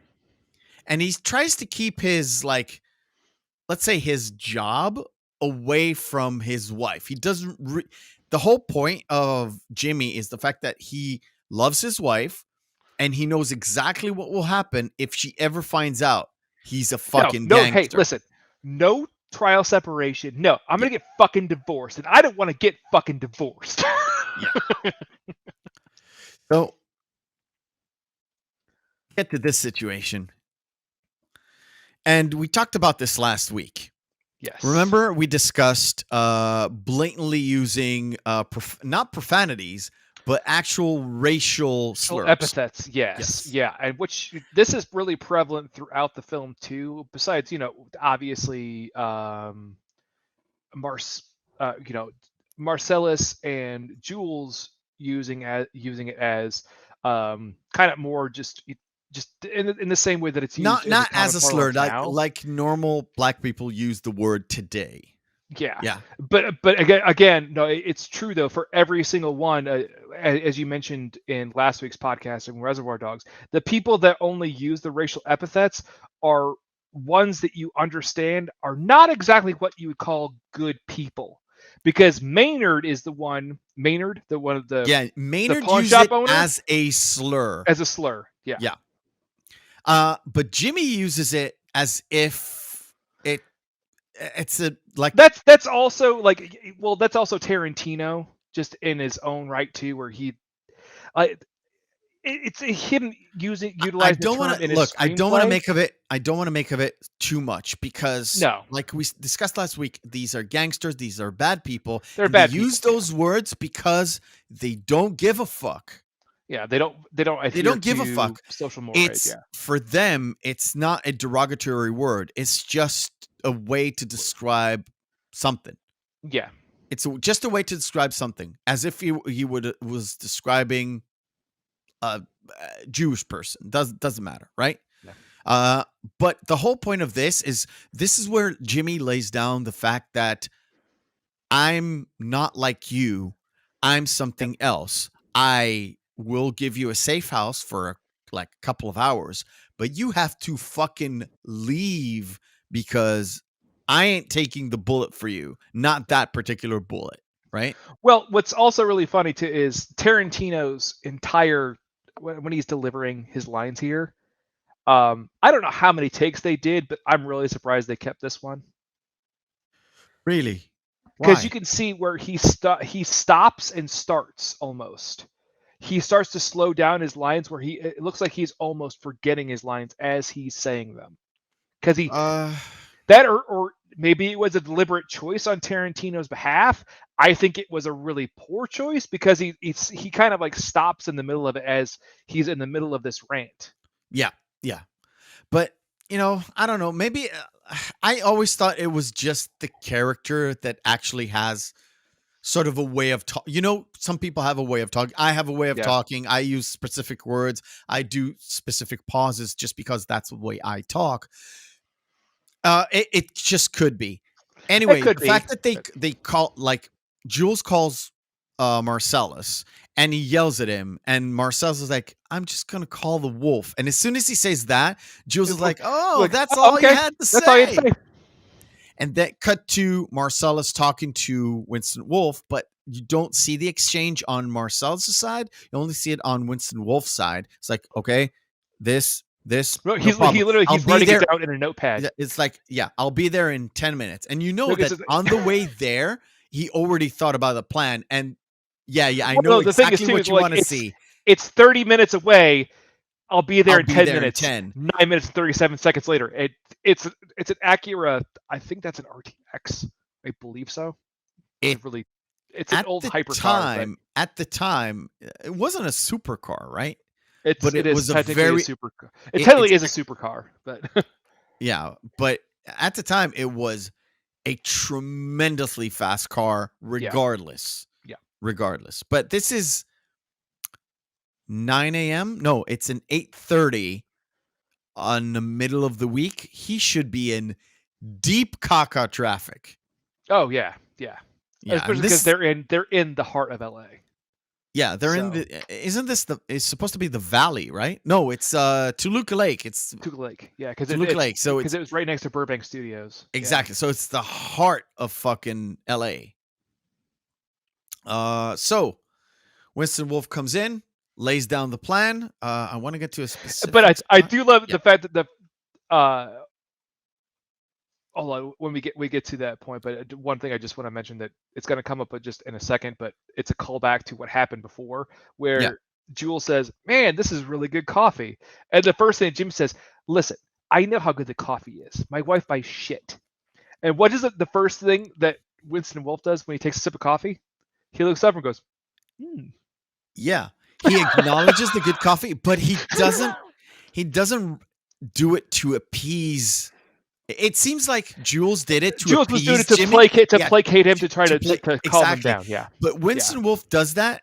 But he's like, "Oh, it's like, it's good no, coffee. this is good coffee." But he moves on. And the fact that like Vincent, after he does the whole, you do this, and this, and it's like Vincent's like, a please would be nice. And you would. Inside, you like groaned. Like you're like, dude, what the fuck are you doing? They had the same issue in the bathroom too, where you know that Vincent is kind of a guy who's on a hair trigger because when he's washing his hands, and as he's drying his hands, first of all, why would you use a white washcloth to dry off bloody hands? Why? Exactly. But second of all, that's the thing where Jules goes on a rant against Vincent, saying, "Listen, though, this is the kind of shit that's gonna throw Jimmy off, and Jimmy's gonna throw us the fuck out." And immediately, Jules goes, "Listen, I respect you, I understand that, but you have to understand the gravity of the situation that we're in." Exactly. And immediately, that's because he could see that Vincent was getting pissed off. Yeah, but he diffuses the situation where he actually placates to Vincent after all, because he's like, pretty please, put sugar on top, go clean the fucking car. No, because if I'm Kurt, it's because time is a factor here, gentlemen. Now, pretty please, with sugar on top, clean the fucking car. Right. Before we continue, we are going to our next segment of the night. It is called Screen Fighter. We renamed it because YouTube doesn't like the word death. So it's called Screen Fighter. Round 1, fight. What is Screen Fighter? Well, Screen Fighter is just like Cinema Deathmatch. We take two movies, pit them together, and see which one is the best one. If there is no discernible difference between the two, we lay back to our criteria, which is we are Friday evening, Saturday evening, out with the boys, out with the girls, or you're out with your significant other. You just want to see a movie. You have two choices, just the two. Which one will you pop in the VCR? Yes, I said VCR. Chat, this is where you can be the king of kings. Please, chat participation. I have set this up on purpose because math right there. Wait. Let me set it up. The next 5 pairings are against Pulp Fiction. I've already set this up where your Okay. answer does not mean shit. Okay. All right. Pulp Fiction or X-Men Origins? Pulp Fiction, of course, because X-Men Origins Wolverine is shit. Terrible. Just because of Deadpool. Oh shit! It fucked it up. Didn't work. There you go. You motherfucker! Oh, We'll deal flick with it. chart, you let me down. Anyway, Seth, you and I are going to have words. You know what I in just person said? in a couple of months too. Yeah, you know what I just said? Just let that go. It was supposed to be 5. It's called a re-rank, but never mind. Okay. It was supposed to re-rank it 5 times. Never mind. Wayne's World or Cruel Intentions? I have to go with Wayne's World. We are going to review it very soon, and also, it's the only SNL movie worth a damn. Correct, sir. The Thing or Man on Fire? Ooh, That's a good pairing because they're both way different. One is a John Carpenter horror, and one is is it a thriller? Man on Fire? Yes. Yeah. A thriller, you would say, Very much so. with Denzel Washington. Pretty fucking good movie. We've got Man on Fire in the chat. I have to go with The Thing because it's one of my favorite horror films of all time. Kurt Russell and John Carpenter's. I think is the first collaboration, and after that they did the Escape from New York. I think I do believe so because I think they did The Thing, Escape from New York, then Big Trouble in Little China. Yeah. I'm gonna go with The Thing because I didn't quite like Man on Fire. I know a lot of people do. I don't know what it is. It's kind of I'm gonna go with The Thing. Next, The Babe, not Babe, The Babe, and Matrix Reloaded, which is the second Matrix film. Yes. Can I start? Which only had yes. Please go ahead. Okay. I'm gonna go with The Babe with John Goodman. It is, if you haven't seen it, it is a great baseball movie. It's very liberal with it's sort of a biopic, but it's very very stylized biopic. Based on true events. Yeah. It portrays like a great baseball, the Bambino. Not as the man who was riddled with syphilis and who was a massive drunkard. Yeah, they don't want to tell that story. I'm gonna also have to go with The Babe because the only redeeming quality of The Matrix Reloaded was the freeway scene. That's the only redeeming thing about The Matrix Reloaded. I totally agree. Next pairing: original Halloween or The Jungle Book. Shall I even ask you? Just go.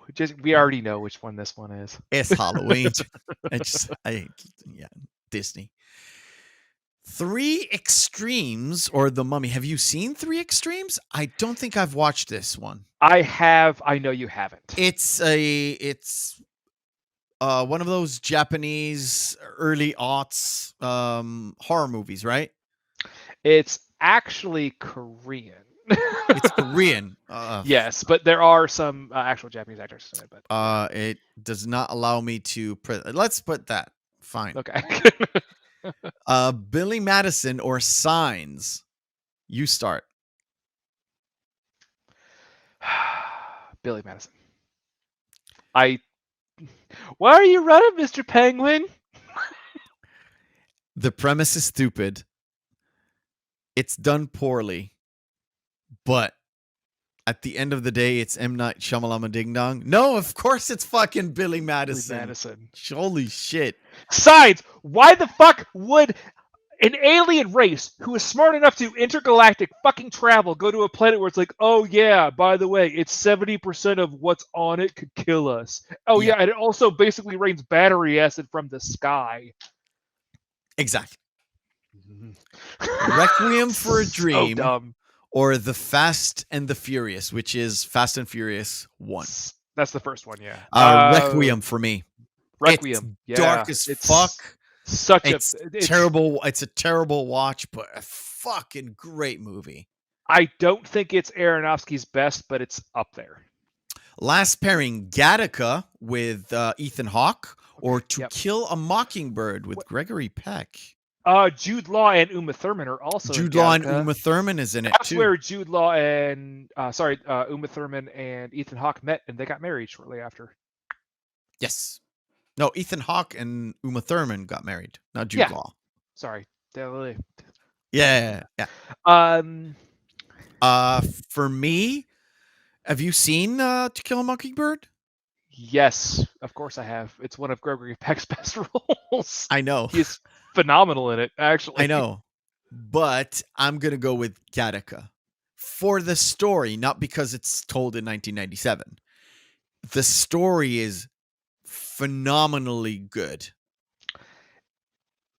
Yeah, which oddly enough, if you take it into consideration, both of them are about segregation and racism in their own right. Yes. But one of them is based upon actual racism, and one is based upon genetic attributes. Yes. Yes. If you're not genetically perfect in Gattaca's universe, you're basically just a failure as a human being. Exactly. But all right, cool. So Winston Wolfe is here. We're gonna swing back. They clean the car, then they clean Jules. No. We have to go over one scene in that. Just the scene between Jules and Vincent when they're in the back of the car. I know you're already, dude. Well, I'm a mushroom cloud laying motherfucker. I'm Superfly D, and every single time my hands touch skull. Yeah. I'm Superfly TNT. I'm the guns of the Navarone. Which, if you have seen the movie, is a terrible movie, but the premise is good. Yes. I love the fact he finally just goes, you know what? That's it. We're done. We're switching up spots. I'm cleaning up the windows, and you're picking up his skull. Exactly. Because, why would Jules be in the back? I would not even go to the back if I didn't shoot the bitch. Holy shit. Yeah, I would definitely be at the front. And I don't know why they went like this, but it just sets up the whole Jules finally being annoyed with Vincent enough where he's just like, no, I've had enough. After that bathroom scene where he was like, you do not understand the situation. Yeah. And this was like, you are fucking it up, motherfucker. And it seemed, like I said before, it seems like he was out of the whole miracle thing. And in this moment, and the fact that his mind wants to go back to analyze the miracle, he gets triply annoyed with Vincent. Which we'll get to. He actually does go back, but we'll get to that in a minute. Yeah, so they end up cleaning the car, and then eventually there was like, so Winston comes out with them. Before that, Winston and Jimmy have a small conversation where Jimmy is like, oh yeah, by the way, these were all our best linens and everything. It's like, well, yeah, by the way, I know your uncle and Aunt Jenny, God rest their souls, they passed and everything. Were they millionaires? No? Well, your Uncle Marcellus is. So it's like, I'm sure if they were alive still, they'd buy you a whole new bedroom set. How do you like oak? And he pulls out that wad of 100s and just starts kind of like, I'm an oak man myself. Yeah. And Jimmy goes, oak's nice. And they go out to the back and they put him in Jimmy's clothes. And it's like, they I'm look sure like a couple of dorks. You guys have been to county before, so gives them 2 bars of soap, sprays them down with the hose. Yeah. So what do you like a couple of dorks? And they're both laughing. But it's like, why the hell is Jimmy laughing? It's like, because even Jules says it. Well, they're your clothes, motherfucker. Yeah, exactly. And like I said, there's a lot of little moments in this movie where it's unintentionally funny, but it's so hilarious. And it sort of gives it that levity, not brevity, the levity in this movie. It's that little tiny moments of it dissolves the tension, because we're still on the clock at this point. Yeah, They haven't left yet. We're still on the clock. They gotta Bonnie get the hell is out of there, coming. yeah. You need to get the fuck out of there. And they go with, it's like when Wolf says that, well, look, I'm driving fast. You must follow me. You drive like this and like that, and we're gonna get to where we need to go. Let's go. They get to where they need to go, to Raquel's dad's junkyard. Judd's auto shop, yeah, and they And they he get rid of that. takes, he takes her for breakfast, and they go for Well, the breakfast as well. conversation that they have at the very end there is very telling because Vincent has a total 180 where he is now just completely all about respecting him. Where he says where they both, because Jules says it was a pleasure to watch you work. Yeah. And Vincent says, thank you very much. I can't thank you enough for what you've done. And they're like, well, can I get you guys anywhere to go? And they both said different directions. And he goes, I see it, your future. I see a cab ride. Yeah. That's when they say thank you. And as they leave, he's taking to Raquel to breakfast. She goes, look at that. That's what they call character. And this line I always use because I love this line so much. She says, I have character. Winston's retort is, just because you have character doesn't mean you have character. Yeah, exactly. That doesn't matter. I can't even say it well. But yeah, Wolf sold a lot of NSX sports cars for just Acura. Because you are a character doesn't mean you have character. Exactly.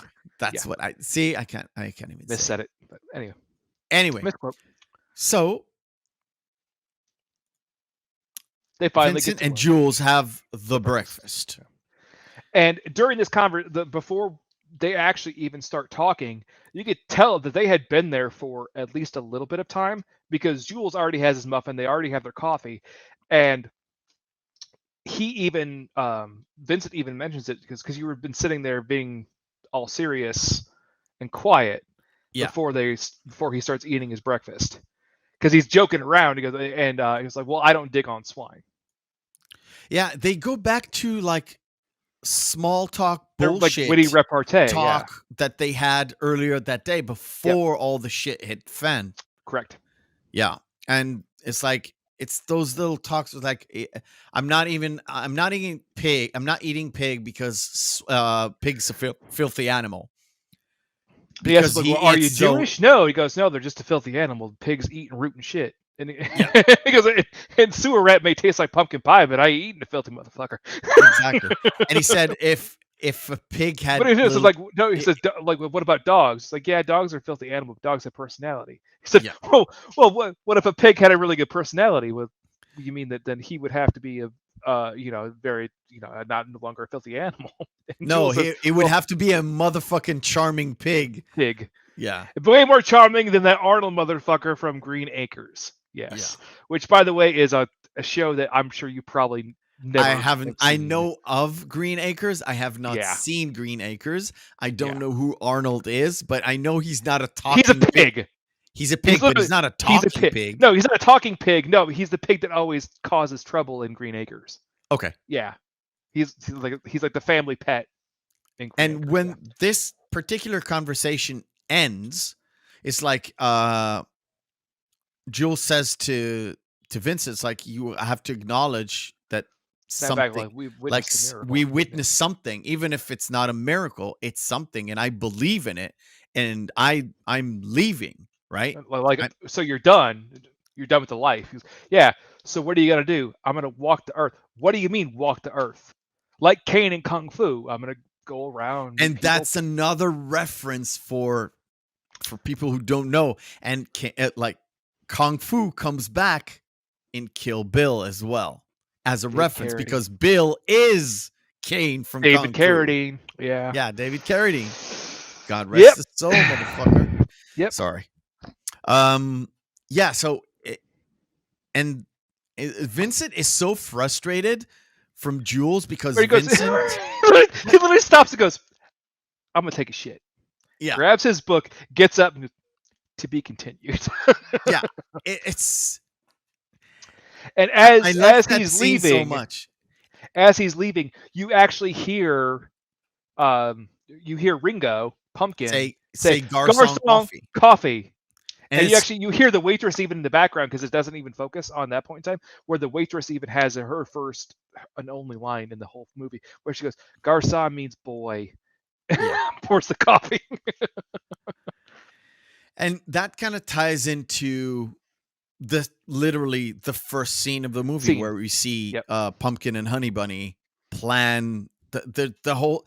There's a whole scene whereas you were like, up until this point, you don't even realize it's actually the same diner. Yep. If you were an acute person, yeah, but if you watch this for the first time and you don't even realize it's the same goddamn diner, and then you see that, and it kind of harkens back to, this is like the first 3 minutes of the movie. Yep. So I have to say something. I have to make a really dumb joke on that one because I just thought of it. Go ahead. So you're saying that most viewers are over 90 degrees. They're obtuse. Yes. Yes. My birthday is tomorrow. Let me get away with that one. Let's move on. You got it. Anyway, so Ringo and Yolanda are robbing the place. They had that conversation where it's easy to rob a diner because nobody expects it. Everybody robs a gas station, liquor store, all that stuff. Yeah. And they go ahead, and it looks fine. He deals with the she deals with the crowd. He deals with the back of the room because they set up the whole point where nobody robs a diner because the manager doesn't care. He's insured. The people in the back are all Mexican. They're in LA, so everybody in the back is all Mexican. They won't even go for the. They won't defend the place. The waitresses, they will not defend the fucking place. Yeah. And the customers, the customers are sitting there, they're eating their breakfast, and all of a sudden they have a gun in their face. They're just going to give it up. They don't care. They're like, just go away here. So they go on into the spiel, and even Jules, at that point, it was like, take my wallet. All I care about is this case. So he has the gun cocked under his. Yeah, he was ready. He was ready, but he didn't mind giving up his wallet. Right. Mm-hmm. But he didn't want him because at that point in time, which he mentions shortly later in the same scene, where he had actually just taken this new sort of like pacifist role. Had he not, because normally he said, normally you motherfuckers would be deader than fried chicken. Yeah. He would drop them and leave. Yeah. But because he had an epiphany, and he explains it to Ringo later. I had an epiphany. I'm not gonna kill you. I don't even want to kill you. Yeah. And he had a wallet full of fat fucking stacks. Because he had around $1,500. It was around $1,500. $1,500, something like that. So he knew he would giving up his money, but at that point he didn't really care. He didn't really care. And anyway, going back to when Ringo encounters Jules sitting there, he takes his wallet and puts it in the bag, and then they have the conversation about what's in the briefcase, which you touched about on the very beginning, where he obviously recognizes what the hell is in the case when he opens it up. Yeah, we said it at the beginning. The conversation that they had before that was like, "What's in the briefcase?" "My boss's dirty laundry." Your boss makes you do his laundry? Yeah, it sounds like a shit job. Funny, I was thinking the same thing. Yeah. And it all ties up everything with a nice little bow like that. It's like we know what Jules means, and we obviously know what Ringo means because it's very simplistic, but Ringo doesn't know what Jules is actually talking about. And when he does go for the case, and Jules obviously gets the gun. He grabs the gun, pulls it out, and has the gun right to Ringo's face. Exactly. And Yolanda loses goes crazy. Her shit. Yeah. Man, Amanda, is it Plummer or Palmer? Palmer, right? I believe it's Palmer, yeah. Yeah. She always plays the crazy bitch. Yeah. Typecasting much? A little bit. Maybe. But yeah, she goes and he tells her we'll all be like three little Fonzies. And what's Fonzie like? Fonzie. And cool. Cool. Yeah. Correctamundo. Correctamundo. And that's the first time he uses that thing, and it draws out for his entire, one of those lines where it's like an Arnold Schwarzenegger line where he keeps using it in different movies. Yeah. He uses that in, well, maybe not the prequels, but in other movies he did have a correctamundo in like Shaft, I think, and in other movies where he can put it in, he does put it in. I think he actually did say it in Deep Blue Sea before a motherfucking shark ate him. Yeah. And he gives Ringo this whole spiel about when he actually dissects the whole Ezekiel 25:17. He does, but before that, he says, well, he goes into the whole thing where he tells him, he's like, listen, go into there, get my wallet. Which one is it? It's the one that says bad motherfucker on it. So he takes out the money. He's like, count it. It's $1,500. With that and whatever you got at the cash register and the rest of the wallets around here, pretty decent score. The thing is, I can't give you this case because it doesn't belong to me. Yeah. And I've been through way too much shit today to give it to you. Exactly. And it actually puts it makes sense because he will not give up that case. Yeah. Because he knows if he does, he is dead. Yeah. He is dead. Well, and that at that point, that's when Vincent comes out of the bathroom, and no one else recognizes it, but Jules being. But Jules, in his experience, like he could see him out of his purview. Like, Vincent, be cool, motherfucker. Then everyone turns and looks, and Vincent's got a gun right on. Yolanda didn't see him. She turned her gun to him, but only after Jules said, like, be cool. And then he says, Yolanda, point the gun at me, honey. Put it at me. The gun at me. Because Vince has a line that goes, I swear to God, if you give that Nimrod $1,500, I will shoot him on general principle. And Yolanda's like, Vince, shut the fuck up. Yolanda is confused. And Jules has to make sure the situation, because it's messed up. Yeah. It has to be contained. And he has to say his piece. He has to talk to Ringo, not in order for Ringo to understand, but for Jules to reconcile with everything that happened to them from the moment they got shot but didn't get hit. Yeah. And he explains what he wants to be rather than what he actually is. And he acknowledges the fact that he is the tyranny of evil men. Well, because he even mentions the line before. He goes, I always thought it was just a really cool line to say before I bust a cap in somebody's ass. Yeah. This is no. You are the weak, and I am the tyranny.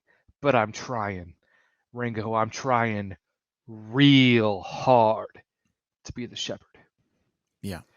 Then he cocks at the hammer, puts his gun down. Ringo and Honey Bunny get up and they leave. Yeah. and what does Jules do? Takes a bite of his muffin, takes a sip of his coffee. Vince goes, yeah, we should get out of here. Yeah, we should get out of here. We better get the fuck out of here. Yeah. They walk out the door. End of the movie. And it goes into another piece of great, like, not score, but song from the actual soundtrack, which a phenomenal. All of the soundtrack in this movie is fucking phenomenal. Yeah, and again, he's so 2 for 2. 2 for 2 with soundtracks off his first. Yeah, Reservoir Dog had a phenomenal soundtrack. This one had a phenomenal soundtrack, but this one, I don't know what it is, more memorable to me. Yes, yeah. Well, that Jackie Brown actually had a really great soundtrack too. Yeah. But from the 3, I prefer this one. Oh yeah, Pulp Fiction is the best one. Yeah, for sure. All right. See, we finished it in 2 hours and change. Yep. But we skipped a lot. There's quite a bit. There's a whole slew of tiny little way too many one-liners in this movie. A lot of one-liners. Yeah. Do you want to sum up the movie and then shorts? Let's do a sum up. And then we'll do shorts. Yeah. I'll do mine first. Watch this 3 times. Plus all the editing I had to do for the shorts. Fucking phenomenal. It's up there. It could be in. I know it's your number 1 movie of all time. Mhm. I think, like I said, I'm still working on some sort of a list where I'll have to put Star Wars somewhere. I think I'm just gonna put Star Wars: A New Hope or Star Wars Episode 4, whatever you want to call it, the first one, the 1977 one, as the only one on that list of the top like 20 or maybe top 5. It's going to be the only one. But yeah, Pulp Fiction is up there. It is up there. My favorite Tarantino movie for sure. Like I said at the beginning, it's the time jump. First movie I've seen it. The time jump done so good in this one. After reminded of Memento was another kind of time jump thing. Not really, Like but it is a time Mulholland jump. Drive. Mulholland Drive, the same thing. Not as impactful as this one to my mind. Mhm.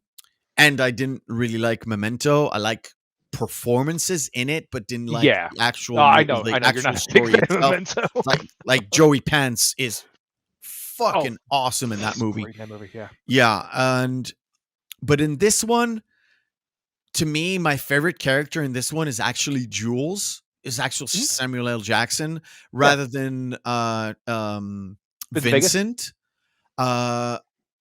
Every single scene that Samuel L. Jackson is in this movie is impactful, is good, one-liners.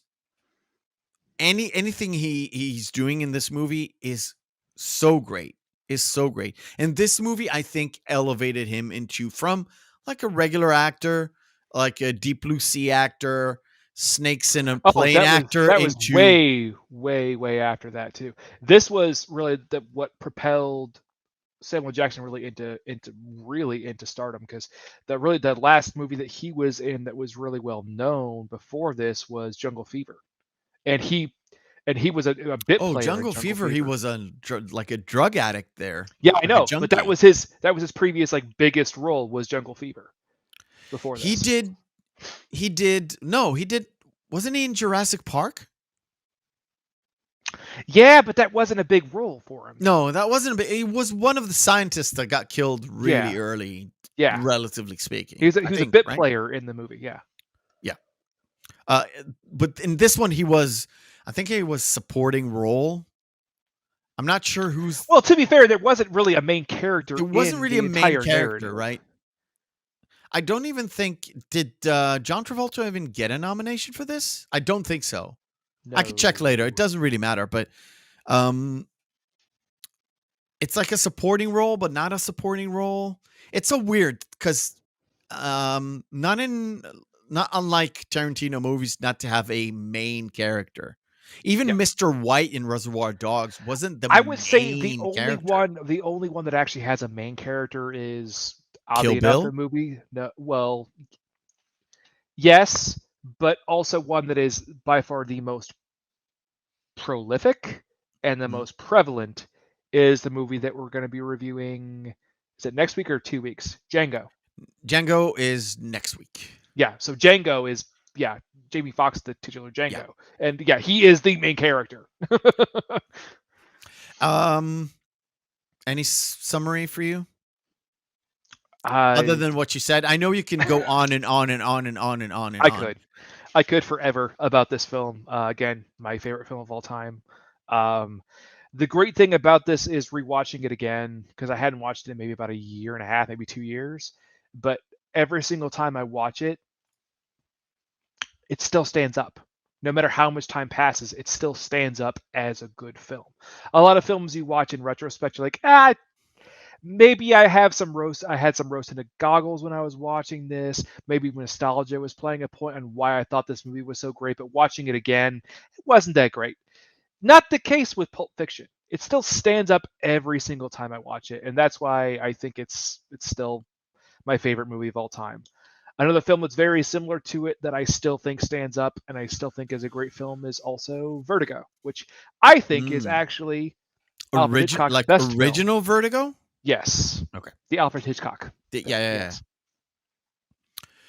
Okay, cool. Before we sign off, let's go over the lower thirds. Like it.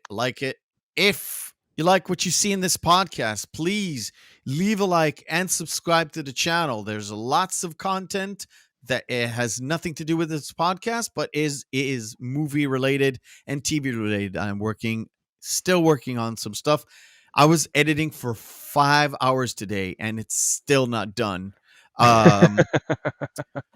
The video is all about movie trilogies. I'm not going to go into more details about that. So if you like to have any suggestions, at Mephisto on Twitter. Yes, if you don't like Twitter, we've got Instagram, or just leave a comment in the comment section down below. We'll acknowledge it. I will acknowledge it. If you want to email us, the Reel McCoy podcast at gmail.com. All my feelings have access to it. But he is a busy man, so I'm probably gonna answer that particular email.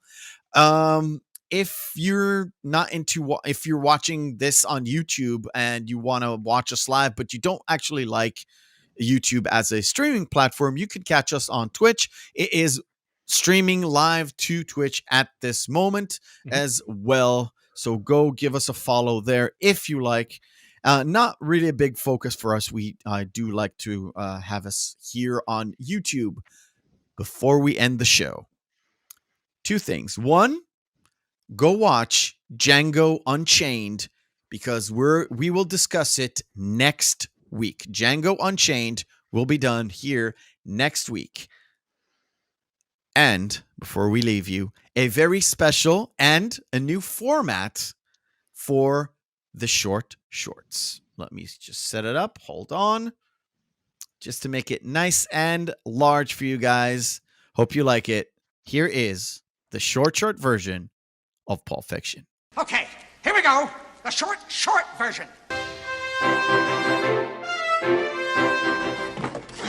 Everybody be cool, this is a robbery. Royale with you. That's right. And sticking your tongue in the holiest of holies ain't the same fucking ballpark. Would you give a guy a foot massage? Fuck you.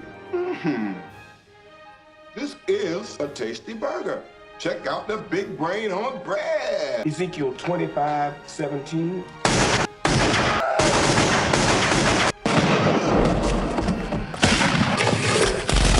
Die, you motherfucker!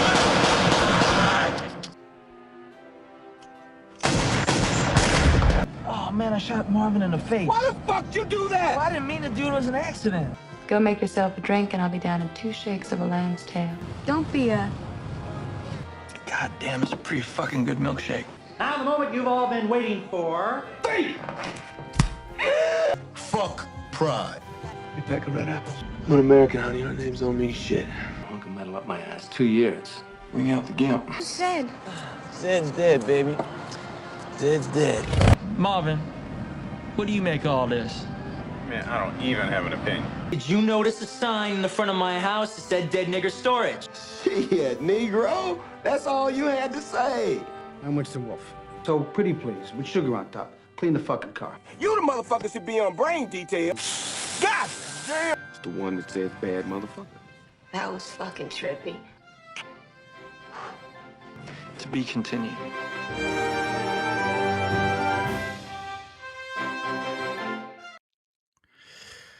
All right, everybody. Have a great night. Have a great weekend. We will see you next week.